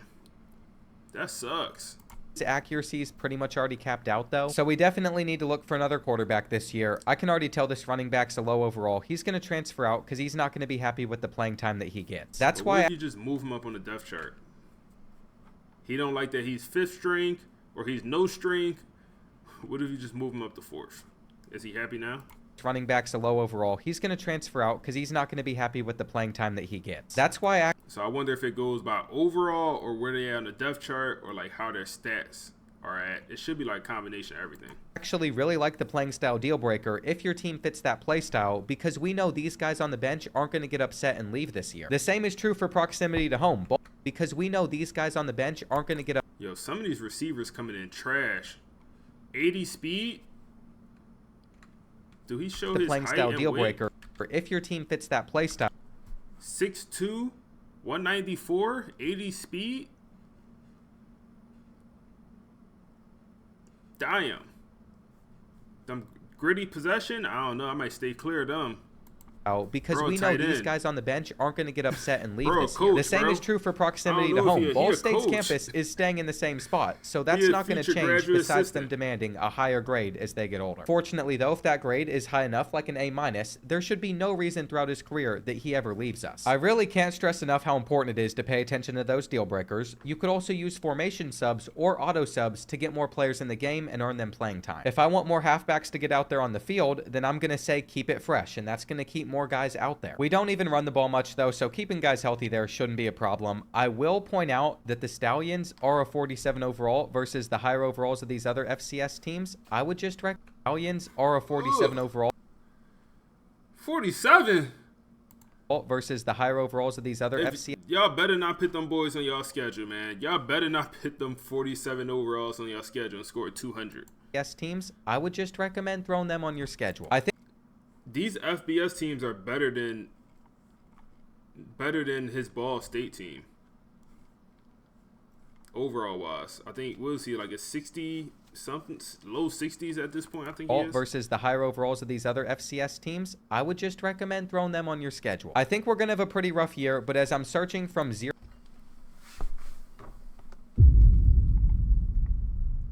Can you go down to a 0-star? A true 0-star? Probably not. 0 stars all the way up to 5-star teams. The overalls are going to vary 5 stars? quite a bit. You're going to see Only 4 4-stars? 94 overall? That's pretty good. 94s. I've seen a 97 before. And this is great, That's but if tough. we're at the bottom like we are with Ball State, it makes rebuilds harder. We're going to see how good of a class I can sign this year. So now that I have coordinators that allow us to scout quicker, I was actually able to look into some of these sign this year. So now that I have I like to see these recruits. I wish I could see height. Dual threat, 83 speed, throw power. Looks pretty good. Accuracy a little low. coordinators that allow us to scout quicker, I was actually able 5-star receiver, 94 speed, speedster. Route running is actually elite, man. Like, he's an elite route runner coming in. Release elite, catching elite. I mean, this is a very good receiver. to look into some of For these him to be a speedster, like, that's overall is very good. That might be the best receiving archetype. prospects. I mean, he's also pretty good. Just don't have the speed, don't have the catching of the other guy, but he got a little bit better route running. Find some gyms. Like we have Matt Priester at receiver. We have a 4-star Dominic Maggot at quarterback. I'd love to get. And we even have a 3-star. Way too much info for the recruits, man. I know this Wells guy, elite. Field corner, low zone. I guess it's more of a man archetype. Low speed. Corner we're targeting. This quarterback's not a gym, but if we don't get our main target, then I need to have a backup. And basically for our board, I've ended up going after 4 stars. Now there's a lot of guys on here I ended up not putting points into. We're just not going to be able to get them all. But at least doing a little scouting has been nice. We're a small school, so we can't afford to scout throughout the rest of the year, but we were able to do it for a little bit. Another new thing I've picked up on is if you want to favorite a prospect, all you have to do is double tap, and then there's a whole other tab dedicated to favorites. So if you don't want to sort your board by one, and you want to have some somebody like number 18 up in the top without dragging them, you can just favorite it and find him that way. We also know that most teams in our conference are going to be lower in overall each season. You're going to see a lot of these MAC schools under 70. We're still at the bottom, basically, which is not good. And you might wonder, is overall being calculated wrong again? Because we're a 64 overall team, but we have players better than that, probably like a 70 overall average here. It takes in your entire roster. They reworked how it's calculated, so it's more accurate, but it's not like in a traditional sense of just calculating the starters. It takes a lot of pieces into place, so as we go up to the better teams, like let's say we go over to Alabama, they're going to be a 94 overall versus like the 54 overall. Noah Fida transferred to Alabama, and now they have what? This not supposed to be in the game. This not supposed to be in the game, y'all. Chat, they have 3 elite quarterbacks. This is not supposed to be in the game. 3 senior quarterbacks and 2 of them transfers? That don't make sense. No, don't skip over it, Bordeaux. You got to talk about it. We got to talk about it. State. They just have far more depth. They're deeper. So it bugs me that it's not just an average of the starters, but it at least gives you an idea of what the roster is like, especially depth-wise. It's just so hard for me to get used to a new overall calculation like that, since my whole life, overall's basically just been calculated based off of your starters. It's weird. It doesn't feel right, but it's the way it's going to be. I think we only have like 30 or 40 players threatening to enter the transfer portal this year. It's less than 53. And we're locked in for roster retention. We're locking in for progressing players as well. I want to keep on improving. This season, I'm definitely going to get through games. And like part of my issue with that is when he went to his transfer portal, he had no 3 stars he could talk to. And it's like, not saying any of them should have went to Ball State, but there's no way 2 starting quarterbacks, 2 Heisman potential quarterbacks go to Alabama when they already got a Heisman type quarterback. That makes no sense, bro. That's faster. I know we're going to get blown out by a lot of teams. And I'm locked in. I'm going to see if we even have a shot at getting some of these 5 and 4 stars. If we don't, we know that during the offseason, we can pick up more talent. As we get a few more weeks in, I can already see most of these probably aren't winnable, but some of them are going to be super tight. Like our backup quarterback option, if we can get the 5-star, he cares about proximity to home. He's willing to sit on the bench. We need to get him on a visit. And so far, we haven't had much success whenever it comes to winning. Toledo's 9 overall is better than us, so I'm expecting for us to lose. We are not doing very well, but again, this is why we cared about the deal breakers that had nothing to do with our success on the field. If we did, we'd definitely be in a lot of trouble. I can kind of tell, though, 5-star receiver, it's just not going to happen. Michigan State's got him on a visit in first place by week 8, so we're going to use those hours to start scheduling visits for some of these 4-star gyms. If we're going to beat out Northwestern for quarterback Sidney Wilder as well, what we have to do is we have got to win against Miami, Ohio. There's no way. I mean, that's a darn good visit. Sidney Wilder as well. What we have to do. Oh yeah, rivalry. Higher tier opponent when they both 1 and 3. Okay. Is we have got to win against Miami, Ohio. There's no way around it, though I am excited. We actually have a situation where we can hard sell because 2 of our grades are A+ for this 4-star middle linebacker. We're still not going to hop into many games, but I think it's worth seeing how close this is in the 4th quarter, especially since this is one of the first videos that's going up. You all probably want to see a little bit of gameplay. As we head into the final 2 minutes, we have an 8-point lead, but as you can see, they have the ball. So if they're able to do anything here, we're in some trouble. They're going to go with the check down. It's 4th and 16, and I just got to drop these guys back. This is how we could close out a rivalry. I don't think they're going to be able to split that zone. We even force a fumble. We're on top of it. This is what you want to see, dude. We're able to celebrate with coach. It looks like Ball State doesn't have any sort of turnover mechanic. I was hoping for like a chain or something to pop out. That did not happen. We are going to run a jet sweep though, see if we can get anything going. What kind of happened was we simmed and did really well. So later on in this year, I'm sure we'll get to a game where it's more competitive. But I'm excited with the progression we're making with Ball State, unless I just threw them an interception, which gives them a chance in this game.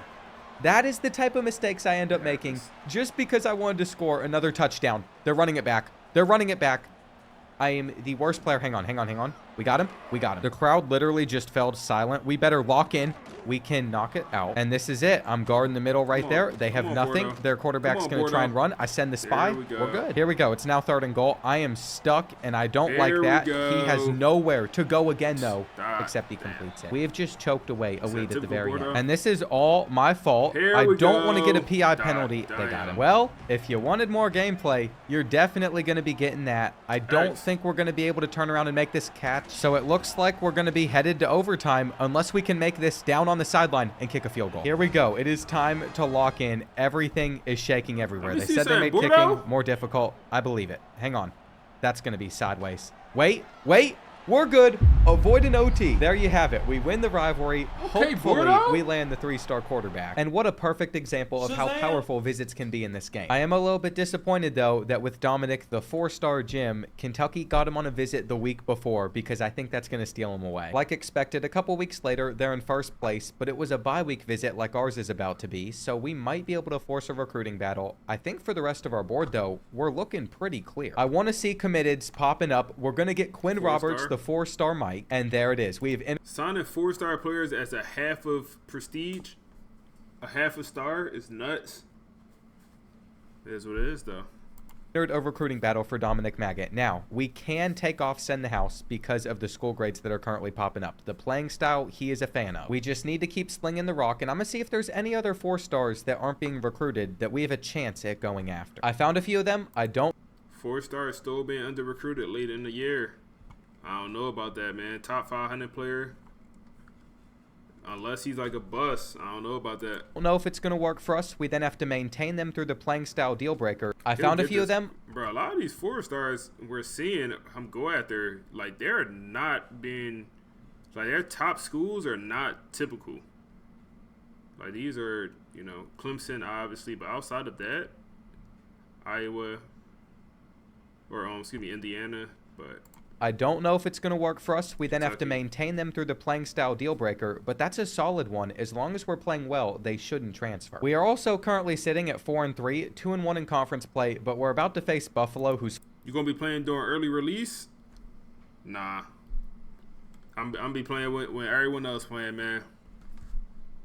4-0. If they beat us, then our chances at making the conference championship, they're gone. Sure enough, our team's not that good. They won 45-9, so we have a long way to go before I can... Yeah, there should be 0 4-stars without offers like week 10 at this point, or week 9, whatever it is. That just don't really happen in real life. Combined opponent record. And say we can even compete in our conference. And Kentucky has the edge in this recruiting battle. There's nothing else I can do. We're not going to be able to get Dominic. However, we are going to sign 4-star receiver Matt Priester. And as I've continued to simulate, one thing I wasn't paying attention to that I should have and realized was we've collected some trophies for our trophy room. We've been able to pick up 2 of them because we beat Northern Illinois and then we also beat Miami, Ohio with that last-second field goal. If I hit more info, what else can we find out about it? Okay, it just says the year. It also gives us some history about it, but I am pretty sure Oh yeah, I'm gonna play on the 7th. I'm gonna get the pre-order that come out on the 7th, but I thought you meant like earlier than the 7th. The more that we win, the more years that'll be listed, so it's not just going to be that one. And of all the rivalry trophies I've been able to earn, I wonder if it's going to showcase some of the ones I got from the Sam Houston Dynasty as well, or if this is just specifically for this Dynasty file. Okay, it's just for this one. Either way, we're looking to finish out the year against Western Michigan, hopefully picking up another win, but we didn't, and we know that we're about to lose a lot of our roster as there's so many players still wanting to transfer despite going 6-6 and probably making a bowl game. There was no joke when I said roster retention at small schools is very difficult in this game. I'm not sure I'm going to be able to get Ball State in the playoffs. I think in the long run, we're making the right decisions. We're going after players that we're going to have a hard time landing. Just hoping that that's free. That's free 99. I wish he scouted to see if this actually a guy. But, I mean, this is free 99. We're making the right decisions. He'll get him. We're going after players that we're going to have a hard time landing, just hoping that it ends up working out. And you know what? We got a couple of gyms in this class. We signed 2 4-stars instead of 1, so we are making some progress, even if my favorite team took away the quarterback I really wanted. As for this season itself, Bodie Dare got hurt at some moment, so we had to go with our backup quarterback who wants to transfer out. We are going to be able to retain our main starter, though. And then TJ Horton, the starting running back, he cares about pro potential, so he is gone. We already knew that Quentin was going to leave because I moved him over to running back for whatever reason. reason. And I don't care if seniors have deal breakers. Not a big deal to me. They're graduating no matter what. But it's the guys like McDougall that would still have an extra year with us that we're greatly going to miss. What I can say, though, is we have honed in on Motivator. Our player progression should be pretty solid. Remember, I'm progressing as a coach twice as fast as you normally would. I normally wouldn't have it like this, but I'm trying to showcase as much as I can in a short video for you all because I really want to have my first rebuild series be the time that I dive in deep with the team. Now, I'm not shocked that Lenore Sellers ended up at Clemson, winning the Heisman Trophy. Dive in deep with the team. Now, I'm not shocked. Come on, man. Come on, EA. Clemson do not take transfers right now. Dab, I think he took a transfer this past year. That Lenore Sellers ended up at Clemson, winning the Heisman Trophy. He did pretty well there. I wonder if we made it to a bowl game, though. We did. We're going to play Troy. That's nice. I'm also viewing job offers. It looks like we could be an OC at a few different places, but Purdue wants us after going 6-6. That's interesting. Maybe they just want to keep a coach in the state. I don't know. We average less points per game than Troy. I'm going to be simming this game anyway. We're probably going to lose. And for the 3 stars on our board, we've had no issue in closing out some of those battles, but whenever it comes to those 4 stars, Texas A&M stole the mic, and then for this receiver, he might be the only other one that we can bring in. It turns out this 2 years in a row, like he is having these super small high school classes so far, like 11 players at the end of the year, and that's only 11 players he's going after. I think he got 7 commits. Stole the mic, and then for this receiver, he might be the only other one that we can bring in. It turns out we're nowhere near as good as I need us to be at some point. We lost 49-16 to Troy, and I think DJ Lagway just led Florida to an undefeated.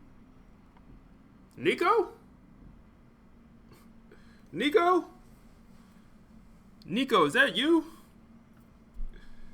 Season and a national championship. Unfortunate stuff there. From these list of players, there's going to be 20 of them that transfer out. I feel like we're going to max out the transfers again. And we still only have 2 persuasions to convince kids to come back. Yeah, TJ nasty. Horton probably isn't going to. Our pro potential. That's nasty. The freshman playing style transferring out. 76 overall. None. No chance. Potential's not high. But what I really like to track is most of these players aren't guys I recruited, except some of these freshmen. Our playing style was a C- instead of a C+, so this is where you need to be careful. We just lost multiple guys that I was trying to get around for a while. We also didn't retain Khaled Grubb, a quarterback, because he sat on the bench all year. I'm not going to be able to convince him to return. I don't know, man. Like I said, I just think like playing time for a 3-star, you're 65 overall, bro. What you expect, bro? It happens in real life, though. Grubb, a quarterback, because he sat on the bench all year. I'm not going to be able to convince him to return. It's just the way that it goes. You're going to have a lot of turnover. Fortunately, for these 2 4-star recruits, we actually can hard sell a pretty solid pitch on them. I still don't see how we're going to beat out Duke, but I have to try. And there is nobody that's a 3-star in the transfer portal interested in coming here, but we're going to look around at 2 stars and see that back-to-back years, he can't even talk to a 3-star transfer. That we clearly need running backs and defensive tackles. I also feel like I need to clarify, this time around, I've had a harder time finding transfers I'm interested in that are 2 stars and going after, so I don't think we're going to have as big of a class, but I found some 3 stars nobody wants. And you know what, even if I don't bring in a huge class, just the fact that we're getting 4 stars like James Tanner is amazing. I'm still keeping an eye on some of these transfers as well. If they're going to put more hours into a 2-star, they can have him. All I want to do is make sure we're in first place. And then after we do that, we can figure it out from there. I still think this is going to be enough players to at least have more guys on our roster than the year before, or simply maintain that number. But as you see, Duke is going to beat us out for the 4-star, and I'm not sure I'm excited about any of the other prospects. At the end of the day, we signed 24 guys in total. I'm gonna look through dev traits. We actually found our first elite dev guy in wide receiver James Tanner, so we're going to track his progression really closely. We have star on map dev guy in wide receiver. Is this the guy he got? This is the guy that literally I don't think anyone else even recruited. He got him for free. This is the guy week 9, nobody was going after, and he's the elite development receiver. Wow. And development means a lot more this year than it did last year. Receiver James Tanner, so we're going to track his progression really closely. We have star on Matt Priester as well. It's going to be fun to see how good we can make these guys. And our class was ranked 54th in our conference. It was the best one. Only 3 4-stars. I thought he's at like 5. But 3 is still, I mean, a lot for a half a star prestige. Once again, so as long as we maintain a few years from now, I'm expecting a conference championship. I also feel like anytime I get a gadget receiver, the smartest thing to do is going to be moving them over to running back. They take a huge jump. This one cares about proximity to home, so he's not. That's the position change finesse. Them receivers, gadget receivers to running back. Going to leave us, while some of these guys above him care about pro potential. They're only going to be around for another season. And it's another season where I can't say that there's too much to be excited about with training results. Guys like Ronnie, I saw that his accuracy skill caps were already basically there, so we can't get him that high in overall. I mean, I can spam up his awareness for pretty cheap and hope that this helps us play better in sim. And then we have players like Paul Lincoln. This is why you need to focus on deal breakers. So he cares about playing time, but he's a low overall. So what we're going to do is try to get his overall as high as possible. That'll at least move him up on the depth chart. In fact, he might even start for us now that he's a 75, despite having 79 speed. It is hard to find good talent in the recruiting portal. I do have a better example for receivers, though. Take a contested specialist. We know that he's going to be slow, but if we focus on his route running in his hands for 25 skill points, we're able to get his overall all the way up to a 78, which is really solid. It's really all about whatever you hone in on. We have 23 skill points for a 92 speed Brandon Hills, and the same thing is what we're going to do here. We're going to go with route running and hands. After doing it for a while, he becomes a 78, and he's actually going to be extremely usable as a 2-star. Here's one that's even more fun to me. We recruited this 65 overall last year as a 3-star with impact dev, but he has 44 skill points to spend. What we can tell is pretty early on in his career, he is going to be maxed out in the stats that matter most, but he's also going to be great as just a sophomore. No, a freshman. We got a red shirt. So the wide receiver skill cap's a lot more forgiving now. But he's also... So he's an 81 overall. Last year, 81 overall with skill caps like this. Yeah. Okay. Going to be great as just a sophomore. No, a freshman. We got a red shirt year out of him. He only cares about play style as his deal breaker. So if we throw the ball... Does that sound like motivator going to be the move? I think so, bro. I really do. I think motivator to move. All a lot, he is going to stick around, which is good. In my opinion... See, peep the weight gain also. You got receivers gaining weight also. I haven't seen anyone gain height, though. I wonder if that'll happen. It's about play style as his deal breaker, so if we throw the ball a lot, he is going to stick around, which is good. In my opinion, this is where manual progression just crushes going the other way. Like, we have a star dev freshman right guard with 70 skill points. As a well-rounded archetype, we have a star dev freshman right guard. Yeah, man. This year, dev trait is going to be a lot more important, bro. Last year, I feel like development was sometimes random. If they got that good development trait, man, they going to get a lot of skill points. With 70 skill points. As a well-rounded archetype, it matters that we progress everything, but I think we're literally going to be able to almost max him out after a year. I mean, his awareness still is going to have room to grow, but here's literally going to be able to points. As a well-rounded other way. Like, we have a star dev freshman right guard with 70 skill points. As a well-rounded archetype, it matters that we progress everything, but I think we're literally going to be able to almost max him out after a year. I mean, his awareness still is going to have room to grow, but here's the great thing about him. Since he cares about proximity to home... Is that cheese? This man just went from a 67 to an 83 with the manual upgrades. Damn. He shouldn't ever want to leave. Great example with the raw strength archetype on the offensive line as well. He has 64 skill points to spend, but everything is so much more expensive than it's been for the other archetypes, so you don't want this kid. Since I don't want to be here for the next hour, I am going to auto-progress a lot of guys, but you get the gist of it. If you put all your focus into how you progress your players, you can take them to levels they couldn't reach before. I mean, I'm seeing a plus 10 overall. I didn't do that one myself, plus 9, so the computer's pretty smart with how they handle it as well. I mean, we do have motivators, so we gain faster XP and level up a little bit quicker. That is something that's helpful. We can finally go down the tactician pathway, and I just want to make sure our offensive line performs as good as they can. Ideally, we win a couple more rivalry games. We can go down the architect tree, which was good last year. It's going to be good this year as well, but getting the limitless tier 3 is pretty expensive. Just tracking our roster size, last year we were at 83, this year we're at 76. I hope you all can see that year over year, though, there's less players.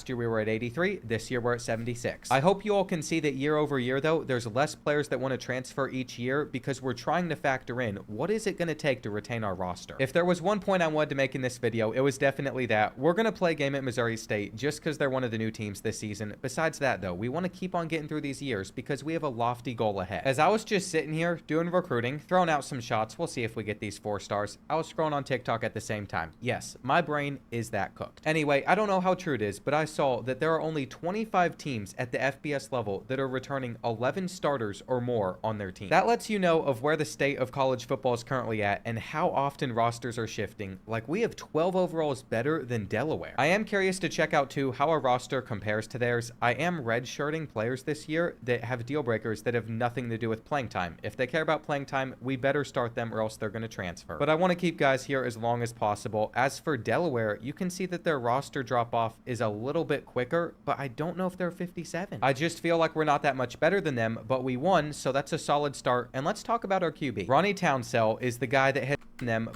I like how the logo's like this. I don't know what this is called. I like that.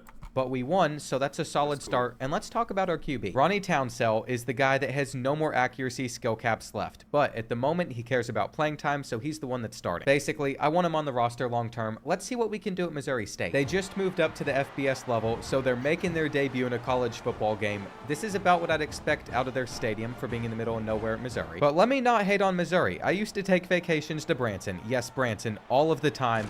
And they're giving us an easy win. I should also point out, there was a very cool restaurant. At least as a kid, I thought it was really cool. On 4th and 2, and we're going to get into the end zone. I think from here, I'm pretty comfortable in us closing out this game. But the House of the Throne, I just remember as a let's talk about it, out in the middle of nowhere, Missouri. I don't remember what it was actually called. I just remember as a kid, you'd go in there, you'd sit down in the restaurant, and then you'd put up your hand or something, and they would just launch a roll from across the room, and you'd have to show off your catching skills. Sickest thing ever. I got to give Missouri their props for that. I mean, it seems like we've built a good enough team to where we're about to blow them out. And are we building up some momentum with Ball State here in season number 3? I think we are, and our next move is going down this tactician tree. I told you, we're going to keep on spending coach points on increasing our ratings. And as I basically just sim through this year, we'll see if we can get lucky getting some of these 4 stars, but I have a feeling it's going to be hard to win. I don't think it's any secret that I made the schedule pretty easy to open up the year. We even got to face Kent State to start MAC conference play, but once we start facing some real opponents, I'm pretty sure we're just going to lose. And we had to take basically every 4-star off of our board, but we did get one of them as a linebacker, and then we also are competing for a 5-star, but Clemson's probably going to catch up. I'm sure y'all are going to be happy to see, though, that we're not going to have a chance at getting that 5-star. Clemson is the better program. At this point, I just want something to stick. We have a single game record broken thing popping up, though. This is the first time that we've been able to see this. Darryl Swift has set the Ball State single game receiving touchdowns record. So he was able to do that with 5 touchdowns, 233 yards. He went off versus rivals Miami, Ohio. That wasn't the only record that we broke either. Ronnie Townsell broke the single season passing yards record at Ball State. And with some rivalry wins, we unlocked the architect tree. It's the first time that we've won 8 games, so I have to be satisfied with this. And I've just been doing the same stuff I slowly explained at the beginning of this video, though we're starting to get better players, so we're passing for more yards, still not running for that much, but we are receiving for so many. Mateo Emmanuel II, the freshman, he had 121 catches. Unfortunately, though, like I said earlier on, we maxed out all of his best stats. We're going to see him take strides forward, though, along with some of the other 4 stars that we might bring in. I think we're going to get 4 this year because Daryl Sampson, no one else wanted it. We didn't even come close to making it to our conference championship, though. Easy, man. I'm telling.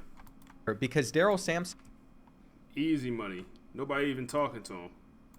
No one else wanted it. We didn't even come close to making it to our conference championship, though. Looking at these overall ratings, most of the teams that finished above us did have a higher overall team. This is something I said that was going to take time, but I'm enjoying above us did have a higher overall team. This is something.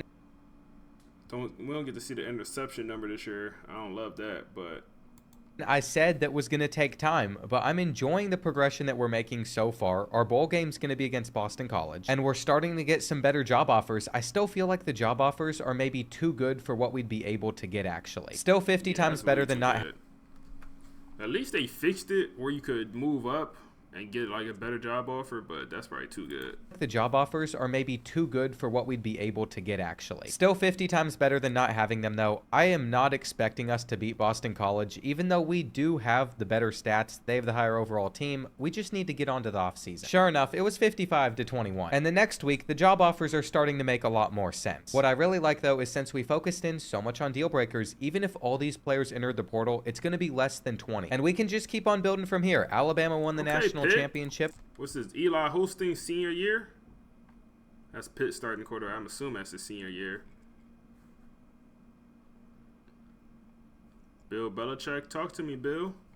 I'm still not seeing any shocking results in sim. But I am sad to say that John Summerall did not end up going from Tulane to Kentucky. He went to Georgia Tech. By the time that you get to year 3 in your dynasty, you're basically going to filter through most of those players that were originally on the roster that were going to leave either way. We have 6 persuasions to convince players to come back though. And unfortunately, the main reason a lot of these players ended up dipping out is because I promised them playing time that I didn't give them. We're also losing 77 overall Elijah Jackson to graduation, 84 overall Peyton Farmer. But since we've been able to raise some of these school grades, get up to a 1-star prestige, we're going to that's looking a lot better. Have some 3-star transfer options in the portal, and they could end up being pretty good. What I'm basically going to do, and this is a tip that you can take especially for your first year if you're not bad, is offer a scholarship to all the... When do the first rankings come out? What you talking about? College football 20, like the real life college football rankings?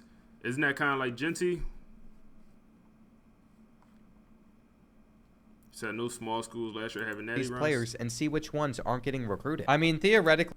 Oh yeah, 3-star transfers. And it's a lot. See, I hate how it be to jump like this, man. You go from none to all. To a 1-star. You go from no 3-star transfers to 30. Or prestige. We're going to have some 3-star transfer options in the portal, and they could end up being pretty good. What I'm basically... Some of these spots got them number 1. Gonna do, and this is a tip that you can take especially for your first year if you're not bad, is offer a scholarship to all... No, it's not prestige, because prestige still only 1. I think it's his grades. We saw his school grades increase, like championship contenders up.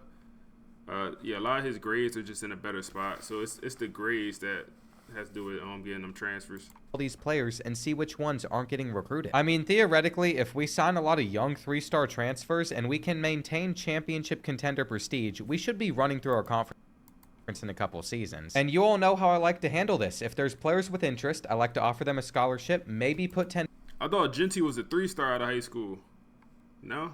He might have been 4. Points on them and just go after the guys that no one else wants. I'm gonna be honest, if we can really bring in this many guys, maybe once you start to have success, it's not that difficult to rebuild as long as you use the portal correctly. Of all those guys though, I didn't sign as many of them as I'm thinking, so you're about to see the class that we put together. My guess is about 20 players. Either way though, we got 4 4-stars. We have plenty of 3-stars in this class as well. We didn't even go down to 2-stars this year, so that says a lot about the progress that we are starting to make inside recruiting. And some of these transfers have crazy development traits. Dom Bridges, elite dev. We have star dev here. I'm sure that we're going to find more of those throughout this. And Devin Madu might be our future quarterback if he can keep star dev. These players are definitely going to progress quicker than what we've been dealing with. Our class was ranked 45th, so if you compare that to the rest of our conference, it's still the best. As we get into training results and our player progression though, this does lead to a pretty big issue I want to talk about, because if the deal breaker is something that is going to cause them to transfer out, we can't upgrade them to a certain overall. We also don't want Cameron Carmen to end up going on to the NFL early or getting the idea that he could play at a bigger program, so we probably don't want to max out his IQ for now. We're going to spend some of the more expensive upgrades or even just save them. For each position group, I have to see what... Now you get into like a little bit of a finesse,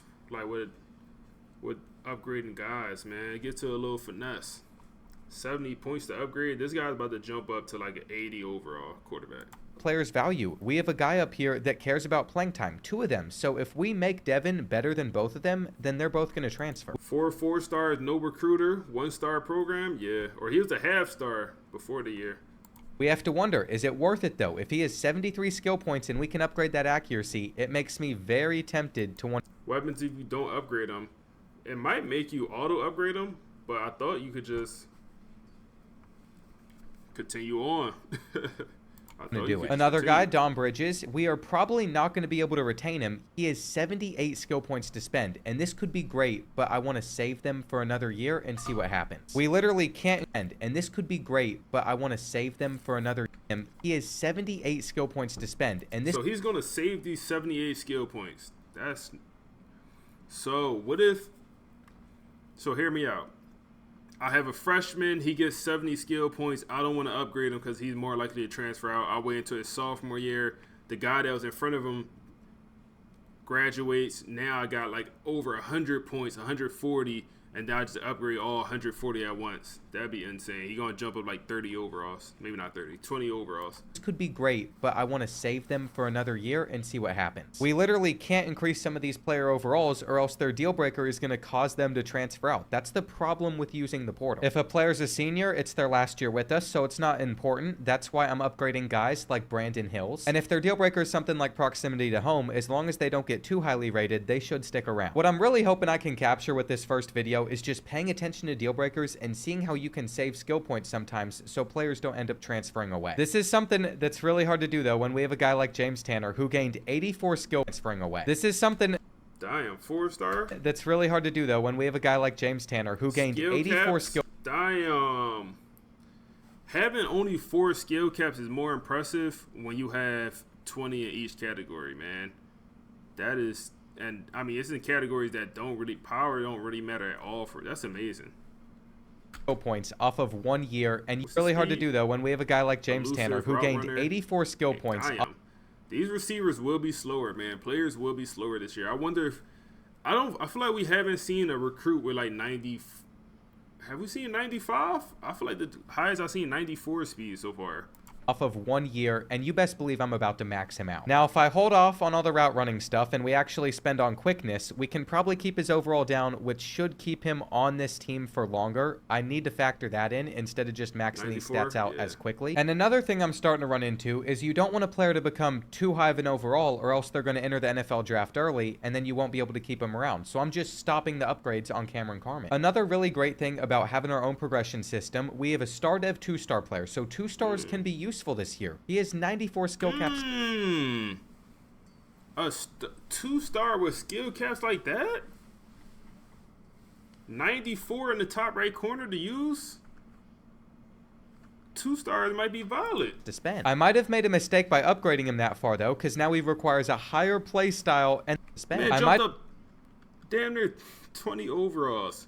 I have made a mistake by upgrading him that far though, because now he requires a higher play style and the guy behind him wants more playing time. So I made a mistake. I really do like that you get to do this for your kickers as well, because what we've been able to do is get a pretty solid kicker now. I can also get the abilities upgraded, so we have easier accuracy timing on deep field goals all the way up to gold. And this team is definitely better for this season, but just wait until we spend all these skill points that we've been saving up. College football 25, like this roster would be like a 80 overall.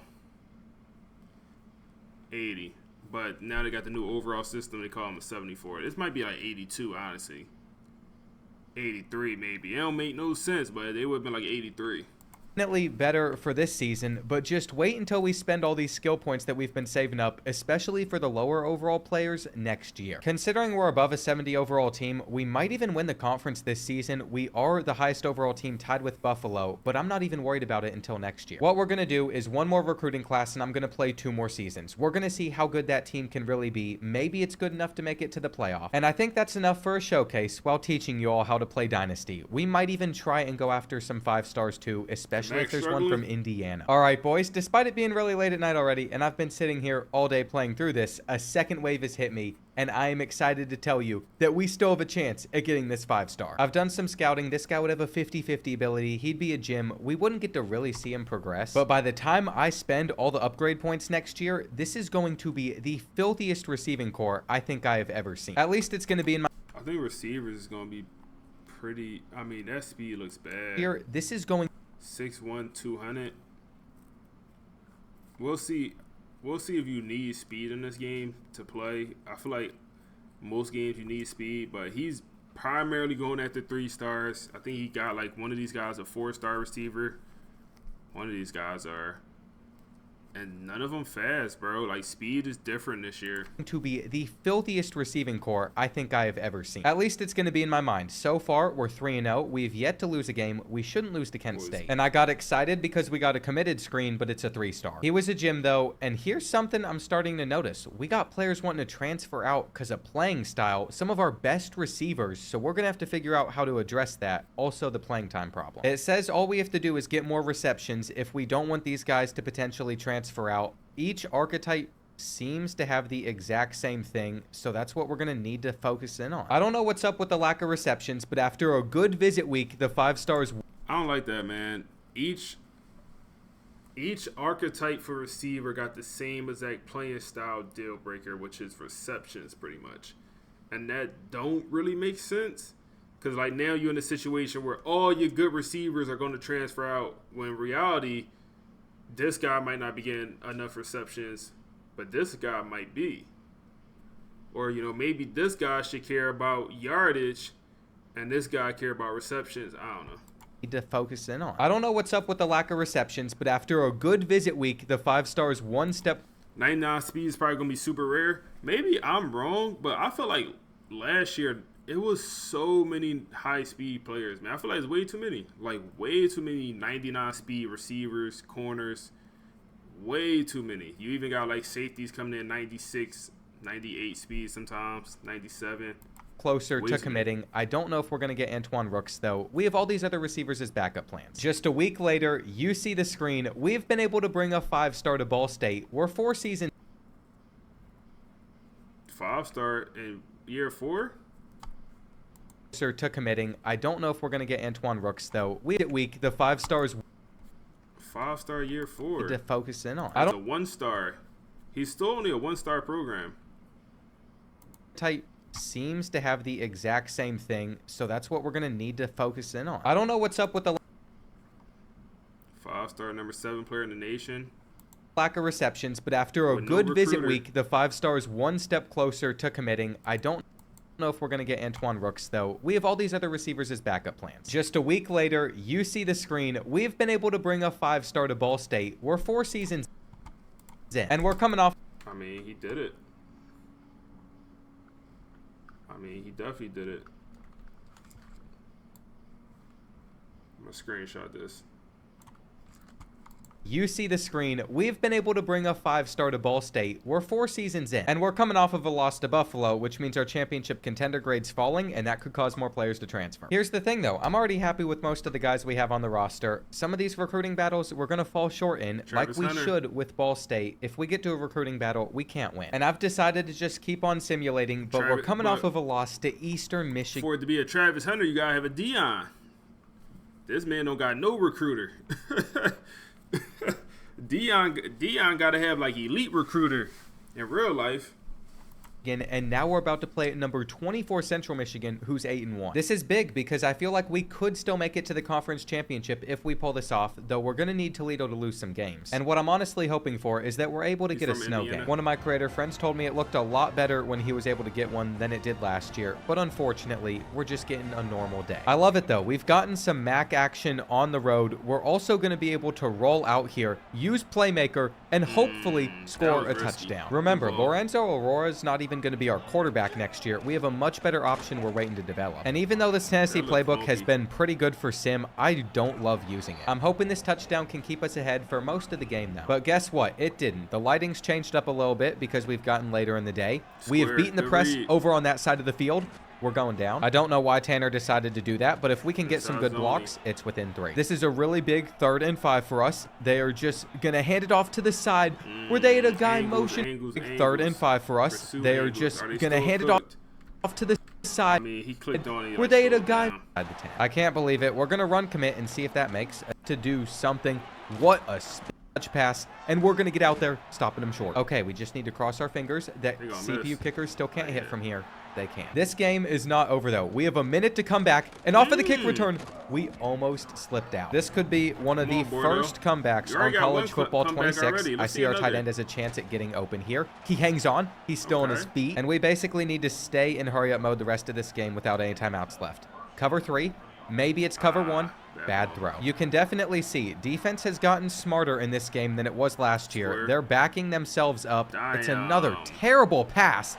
Intercepted. And that's how we're going to lose a game I felt like we could have won. Instead, though, Samaj Jones and Central Michigan takes it home. Well, to end the year, Matt Priester has set the Ball State single-game receiving touchdowns record. I'm sure his stats about to pop up with a Player of the Week performance. I'm kind of curious how many he had. It was a max single game record as well. 6 touchdowns, 212 yards. That is really solid. We closed out the year with 2 more wins, barely beating Miami University, but we took down both our rivals. And to be honest, we really needed that because we've taken so many L's on the recruiting side of things. Since I want to find some tacticians to boost our team ratings for this final season, I'm going to fire both of our coordinators. Since I want to he kept these coordinators the entire rebuild. Do coordinators not leave anymore? Like how they used to, at least? Because he had these 2 coordinators all 4 years. Find some tacticians to boost our team ratings for this final season. I'm going to fire both of our coordinators. I'm not sure if this is the smart thing to do, but I just want to see what it's like. I'm curious what type of options we're going to have to select from is Ball State. Ohio State's quarterback just won the Heisman with 53 touchdowns, almost 5,000 passing yards. We're in the Veterans Bowl. And let's see what type of options we got in here. We got Butch Jones. We got Mark Cunningham. Is any of these coaches going to fall under tactician? That's what I'm looking for, but we're not really going to get it. So we're just going to go ahead and hire the one that's closest to what we run in air raid. And on the defensive side of things, it's a lot of low overall coaches and then somebody that fits our defensive scheme that's also a tactician. That man, only tactician. Level 30. Low overall coaches and only then somebody that he is specialist.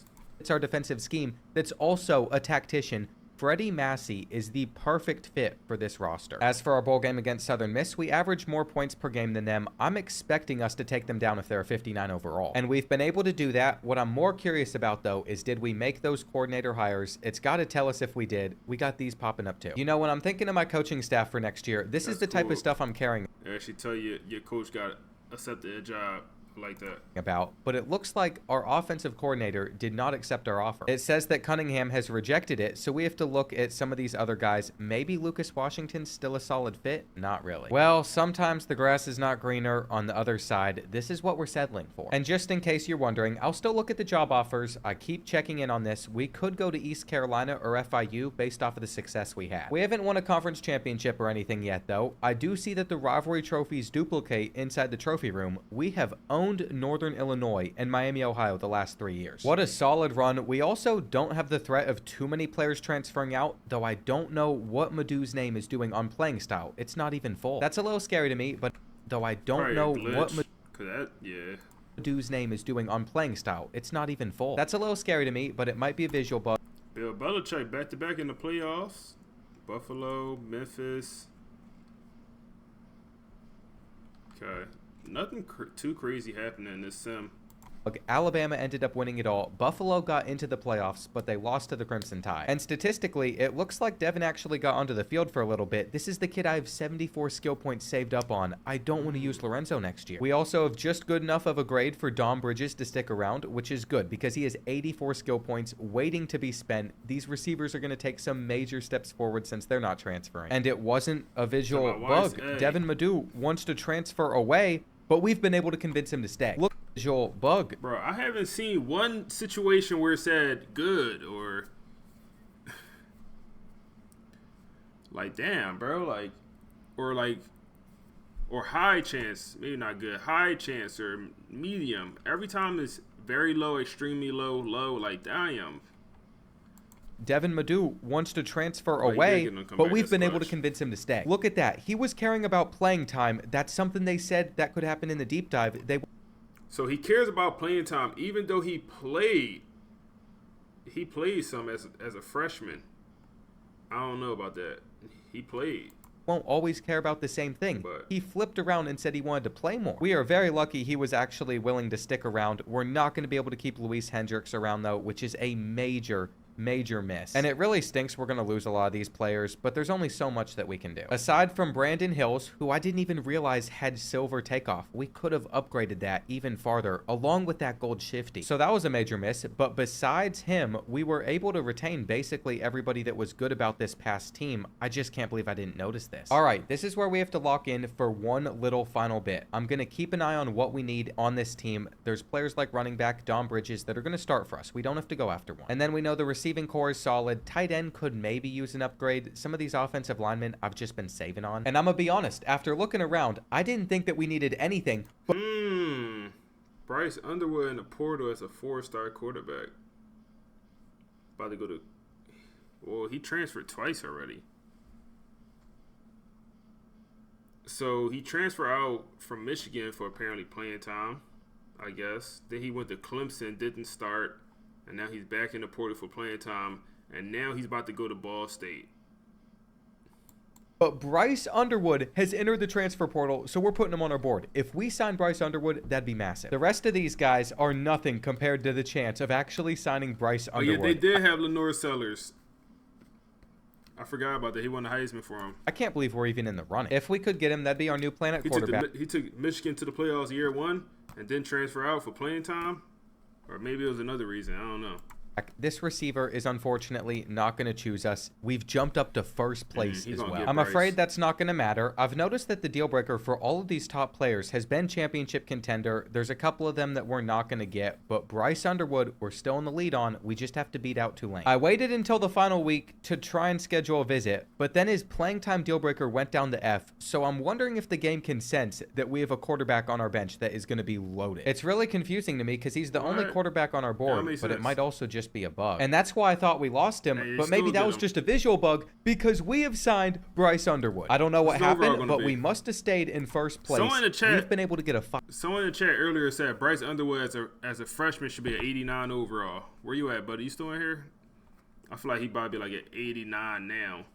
5-star in this class. A former 5-star, I think he was the #1 recruit in the country. And what a class. I don't care if it's not ranked the best in our conference. You can see the max starting to actually come on the come up. It's still just such a great class. I don't know what we're going to do at the quarterback position now because he has 133 skill points. This is... How do this man got 137 skill points? 33. Before training results. That actually look like him. He got nothing to use him on. That's why. Why they give him bad skill caps like that, man? Why he got such bad skill caps? Are his skill caps already full? They are. That's interesting. We also can't max out any of... I know. I'm gonna see it now. I'm gonna get hyped. A player gonna have 100 skill points. I bring in a transfer. Max, nothing to use him on. Untapped potential. His other abilities, so we are stuck with him where he's at right now. I feel like it'd be... Yeah, no way that's going to be his real skill caps when the game come out, man. That's nasty. Position change, yeah, we're going to have to figure out the finesse of position change. We're going to have to change his archetype to one of these pocket passer. We're going to have to figure it out because we ain't going for that. Pretty funny if I ended up moving him to another position. We're not going to do it. We need to keep him there in case we don't see the progression out of Devin that we're hoping. Because, I mean, if you do just move him to running back, and let's... So this situation, you got a quarterback, he got 90 speed, 99 throw power also. But what if you just move him to running back and you just upgrade all his running back abilities? So like now he got crazy carrying, all the running back stuff, power, and you just move him back to quarterback.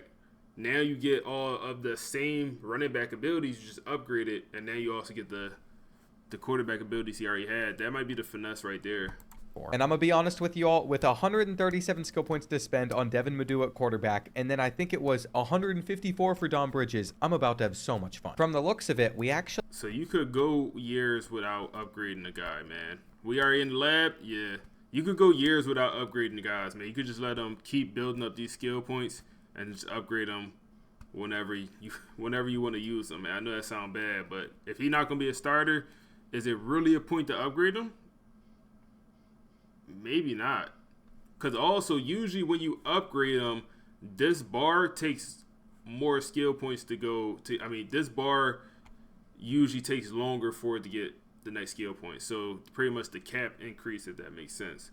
So, it's like, is there really an incentive to upgrade a third stringer if he's not going to play? And also factor in that the deal breaker going to change. We're in the lab already. Can't get Devin's accuracy that high, which means about to have so much fun. This man started off as a 70. He's already up to a 73. He started upgrading him. This man going to jump up to like an 80-something, bro. Of it, we actually can't get Devin's accuracy that high, which means we might still roll with Bryce Underwood. Especially since I feel like if we went all in on quickness, we wouldn't be as fast as he is. But I am just kind of curious, what overall could we get him up to? You know what? Let's go in on speed. We got a pocket. You said that spring game for Bryce Underwood? pocket passer archetype build, and I decided to go all in on his quickness just because I didn't really know what else I wanted to spend these skill points on. He gets up to 92 speed for a pocket passer, which is just go from, what was that speed before? 70? We've been able to get a 5. We can't get Devin's accuracy all in on quickness. 75 wouldn't be as fast 90? as he is, but I am passer archetype skill point. He gets up to 92 speed for a pocket passer, which is just insane. The skill caps, they make a major difference in what you can do with these archetypes. I could have gotten his overall higher, but he doesn't have abilities. We're going to be starting Bryce Underwood. And Dom Bridges was one of those players with elite dev that I discovered. I'm very interested to see what I can do here. I feel like first, you have to go with quickness. We need to make him as fast as possible. Power is very expensive. It could lead to having more truck animations and stuff, but I would much rather just make him more agile. And we could still probably go down that power path as well, but if we get his awareness up, he's going to get drafted. I also feel like if I get these player overalls as high as possible, we're going to do a lot better in sim. We're still going to increase some of his power a little bit. We can go over to physicals and get stuff like head first now. And downhill is going to be such an overpowered ability. Break tackles at max speed. We have just enough skill points to get platinum downhill. Dom Bridges, 95 overall, just 90 speed, but 99 agility, 98 change of direction, and we also have some stuff like trucking. This is so much fun. I'm actually starting to realize that why there might need to be a 25% manual progression penalty by default. Yeah. For my online dynasty, if you in here and you joining my online dynasty, hey man, manual progression might be turned off. For this first league, it might be off, man. Seeing a little bit, I don't know, seeing a little bit too. It's not just an online dynasty thing. If you want to have more fun, just turn it off. It's too much flexibility to finesse. You broke my heart. It's too much flexibility, man. I feel like you could really finesse however you want. Just adjust the percent. All right, we're gonna put the percent on 75. Because that's literally what we're doing. I have 87 skill points to spend. 75. I could go quickness, or I could make James Tanner the greatest receiver ever. You know what? Here's the thing. His catching's already good. He's got insane route running. We could make him more elusive as well, or I could just be able to throw up some bombs to him. I'm kind of curious. What happens if I max this out? 90. Hey, man, I ain't saying nothing about Bryce. We got some Bryce Underwood's haters in here, man. I got no issue with Bryce. We do have some Bryce Underwood's haters in here, though. I ain't gonna lie. 7 speed. He also has cuts to him. I'm kind of curious. What happens if I max this out? 97. What is this, a running back? A receiver. 97 speed. He also has cutter as an ability, so we're going to see how high I'm able to get this up to. I don't think I'm have enough skill points to get that final version. We have 5 left, and that's going to go right back into catching. He shouldn't just be an 86 overall, but again, it's all calculated based off of archetype. I'm a little surprised with the route runner archetype being this good at route running, why he's not a higher one. It doesn't matter, though. It's all about the actual player build. These are the guys that I'm going to be using, and Matt Priester's up to a 95 speed with some amazing route running stats, too. What I'm going to do is I'm literally going to do this for every single player, especially since we skipped out on progression stats, too. What I'm going to do is I'm literally... best receiver got 84 speed, that route run artist. That's so low. Also, his 4-string 81 speed.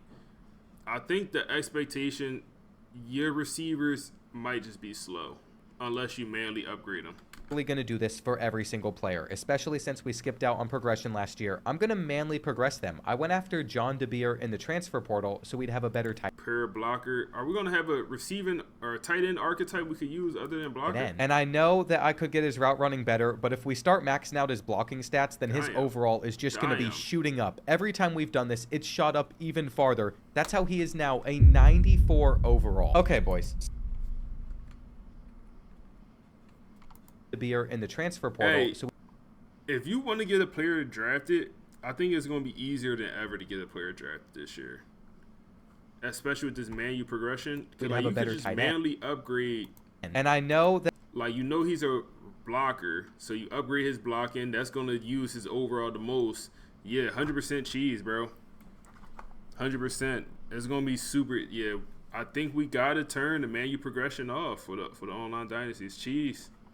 I could get his route running better, but if we start maxing out his blocking stats, then his overall is just going to be shooting up. Every time we've done this, it's shot up even farther. That's how he is now a 94 overall. Okay, boys, 94. So I just finished up doing all the player progression, and I think it's safe to say that I took this tutorial and probably took it a bit too far, teaching y'all way more than you needed to know. I did not intend for this to happen, but we have a roster of probably like 10. What is this though? Look at this, yo. In college football 26, if this year roster, this number right here is probably like 94, 93. This number right here is probably like 93. They call this team a 76 overall, or maybe he's not done. Maybe it's, I don't know. Maybe he got finished training results. Happen, but we have a roster of probably like 10, 12 first round picks. Maybe not though. We'll see by the end of the year. In fact, the quarterback room got even Bryce Underwood, third string. dumber because some of these other guys, this man transferring to be a third stringer. They're not going to start. Their overalls higher, but I was able to get those up. We're still putting Bryce Underwood out there. And I really locked in on just maximizing every player's overall. I went strictly with ratings for basically every position. I didn't go anything into physical abilities. That was a pretty big mistake. It made our overalls better, but we're missing out on a lot of abilities. After we try to get our team rating a little bit higher just through using tactician, I'm going to be very curious to see what are we working with overall wise. I just don't think this is what was intended. I mean, to be fair, I put this on the fastest so we could start to showcase more abilities. It should normally be on normal. We gained XP as a coach twice as fast. I also fully understand why this is typically set like this now, because it is overpowered to be able to manually progress your players. That penalty percentage will make a huge difference, especially if you don't ever go down the motivator tree. You know what though? That's what happens when you just let the guy that does rebuilds for a living continue to get familiar with the game. And after a couple of days, I was ready for this. Even though I put like no ability on any of these players, I honestly feel incredibly good about this roster. We might do more than make the playoffs. Like, just take a look at Joshua Carden at free safety. I didn't make more than make the playoffs. Like, just take a lot of these 3-stars come in with some pretty good skill caps. A look at Joshua Carden at free safety. Obviously, no abilities, but you get 96 overall safety. I mean, I'll probably take that over no abilities. I don't know how much abilities do in sim. That's my thought process. In game, you know abilities doing something. Simulation, I don't know how much it do. I didn't maximize his quickness because, again, I was maximizing overall for every position, so we really made sure that we got some of these other stats up. But skill caps are literally everything, because there are some players where I had plenty of skill points laying around afterwards, like this 2-star, and I couldn't upgrade him any further. Another thing, skill points laying around. Damn. He buns. Afterwards, like this 2-star. So you do still get some buns players. In the game. I couldn't upgrade him any further. Another thing is, if I was doing multiple seasons into the future, this type of strategy 92 overall. So if this is a 92, last year he might be like 96. Would not work because most of these players are probably going to transfer out because of how high of an overall they're now sitting at. There's just no way that they're going to want to stay at Ball State, but we have a 92 overall team, and I'm curious. Last year, if you cut the lowest overall players, it increased your overall more, so I'm... What was his overall before this season? Was it 74? Did this man just go from a 74 to a 92 overall team?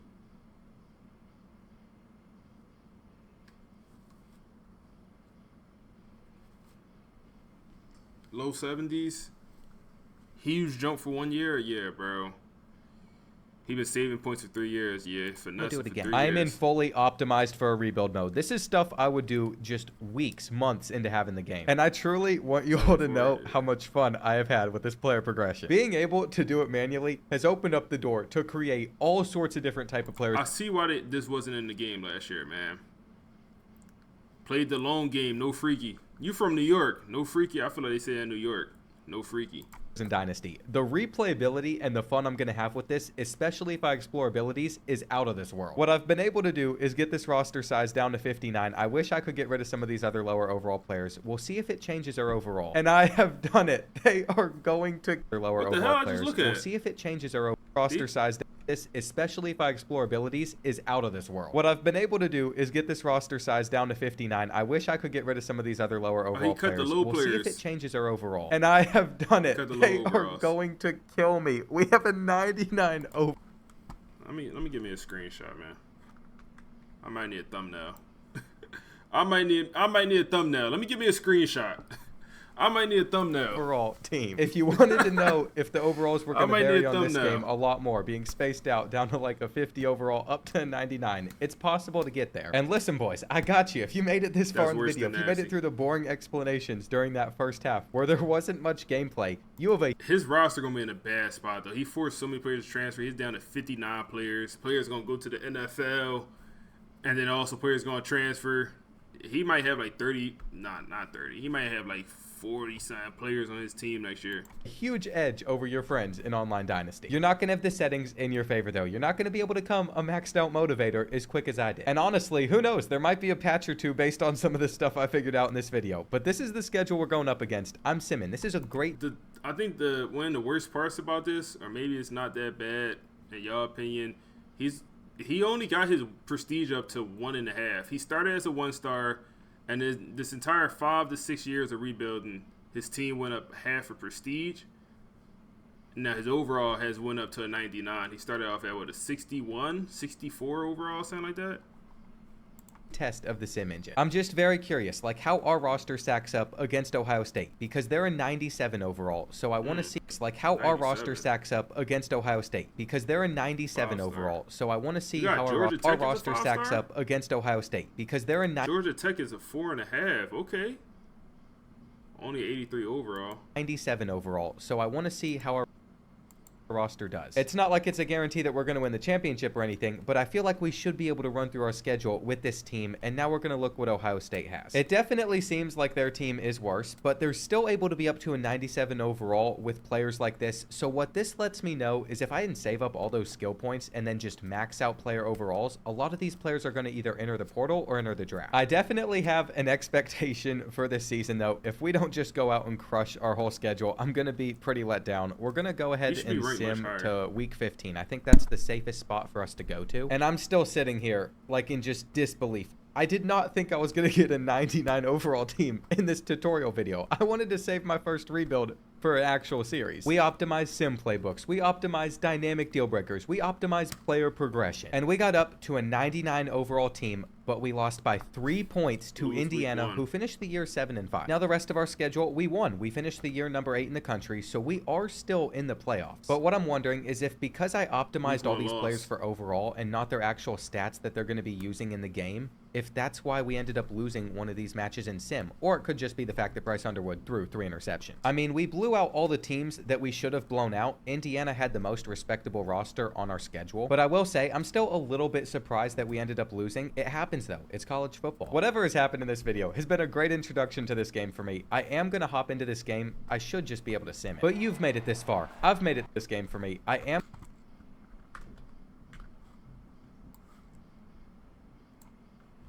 I'm going to hop into this game. I should just be able to sim it. But you've made it this far. I've made it this far. Let's enjoy running out onto the field with our ridiculous coach outfit. Here we go. Hyping up the players. We're getting out there for the MAC championship. Now, I'm definitely starting to wonder if I told you all right about the defensive playbook. The 4-2-5 might not be the best one. It gave up 52 against Indiana. And just based off of super simming up to this point, I'm not sure this team's as good as we think it is, or that we're going to win a national championship, but we're going to try and make a play. I want to have fun, and Bridges might be one of the craziest builds you can have at running back without having any abilities on a player. This could be an interesting thing to test out though. Maybe abilities make more of a difference. We break one. And on 3rd and 11, we actually do need to pick this up. We're going to playmaker over the middle of the field. We're going to have a wide open Tanner, and he's just going to take this into the end zone. A little bit to celebrate. Even on Heisman, I should never struggle with this team. And I want to keep Central Michigan at 24 points. This is the final play of the game. All we have to do is not give up the touchdown, which we're not going to. We have earned this. This is the first conference championship celebration that I'm going to get to see. And they don't look too happy about losing to us, but what do you expect? You just faced off against a 99 overall team in the MAC conference. There it is. We got our MAC trophy. We're going to have to look in the trophy room for it as well. And do you know how many single season record notifications I'm about to get? I guess not that many. We're not in the Heisman Trophy race. He's Auburn quarterback, man. He's Auburn 5-star quarterback. Or is he Auburn? No. Or did he go to U? Yeah, because Houston Longstreet went to USC. Yeah, I believe Auburn. Yeah. You can look at the player stats just by going over on their player card like this year, or you can click in and scroll through their entire career stats this way, see where they've been. Yeah, Auburn. Come on, man. I'm locked in. I'm locked in, bro. I'm locked in, man. But if we're not in the Heisman race, a freshman too. He's not even gonna play this year, man. And scroll through their entire career college football stats this way, see where they've been from. But if we're not in the Heisman race, I'd have to assume it's because we threw 9 interceptions with Bryce Underwood. Dom Bridges rushed for 24 touchdowns. For the amount of throwing that we do, it's impressive he had this many rushing yards. We also had 3 1,000-yard receivers. And a lot of our school grades are risen, so we don't have too many players that are at risk of transferring out, but I think a lot of those guys are just going to enter the NFL. As for the guys that are looking for more playing time, I guess they're looking to play at a bigger school. Ball State's not meeting their needs. And we're going to see if Bryce Underwood was able to win any awards. Tennessee's quarterback takes the Heisman Trophy home, though, while we get Texas in the first round of the playoff. Here's what I'm going to do. Since I wasn't intending for this it's a tough matchup. To be a rebuild. Pitt made this thing like 3 times at this point. Florida made it like 3 times also, I feel like. LSU, yeah, they hate LSU, man. They hated LSU. But yeah, Florida made this a couple times. Clemson, I seen them a couple times. Pitt, definitely at least twice. Where we could actually win it all. I'm going to sim to the national championship. I'll play it if we get there. But I'm also just very curious to keep testing out the sim system. We average more points per game than Texas, but they put up 43 per game. They're going to have a 90 overall team. And even though we get to host this one at home, this is a type of roster that definitely could beat us. We also had to view the job offers. It makes sense that Notre Dame would want us. NC State, I can't choose you. I might go with the Irish. Here are some of the other openings around the country, though. What I would like to see in the future is being able to select between like the 20 schools. If you're one of the top head coaches, not just having the few offers that you end up getting, but being able to select from all of them. One of the top, though, NC State, I can't choose you. I might go with the Irish. Job offers, it makes sense that Notre Dame would want us. NC State, I can't choose you. I might go with the Irish. Here are some of the other openings around the country, though. What I would like to see in the future is being able to select between like the 20 schools. If you're one of the top head coaches, not just having the few offers that you end up getting, but being able to select from all of them. Let's just go ahead and cross our fingers, though. We're going to see if we can take down Texas. I'm hoping that we do. And there it is. We're a playoff game winner. In the next round, we're going to get Georgia, who are another one of the best teams in the country still, as a 92 overall. I was kind of wondering what the top 25 would look like 5 years into Dynasty, but most of it seems to make sense. I mean, Georgia Tech is up there for sure. A couple others. How is Pitt dominating with this Dynasty? But most of it seems to make sense. I mean, Georgia Tech is not that accurate. 77. Up there for sure. A couple other schools are going to throw you off. I've seen Duke do pretty well in sim. But once again, we just sent it on the sim, and it looks like Matt Priester has set a Ball State career receiving yards record. I want to see the result of this game, though. I have no idea whether or not we won. There are so many school records being set right now. I might have cooked a bit too hard with this team, but we won the Orange Bowl, and we've gotten Ohio State in the semifinals. This has been one of the toughest tests I think I have ever seen to get into a national championship game. And as a 94 overall team, I wouldn't be surprised if they end up taking us down. We're going to see. I want to play in the Natty, but if it doesn't happen, it doesn't happen. Well, that's the heartbreaking run. We're not going to win a championship in this rebuild. It turns out whenever you play 3 powerhouses in a row, eventually you are going to fall. And we didn't even lose to the best team in the country. USC went undefeated and beat Ohio State in the Natty. We were only able to get our prestige up to 2.5 stars, probably because we're in the MAC, so we have an increase in... I just want to grab a proper screenshot of this, because I need a thumbnail. That's a thumbnail right there.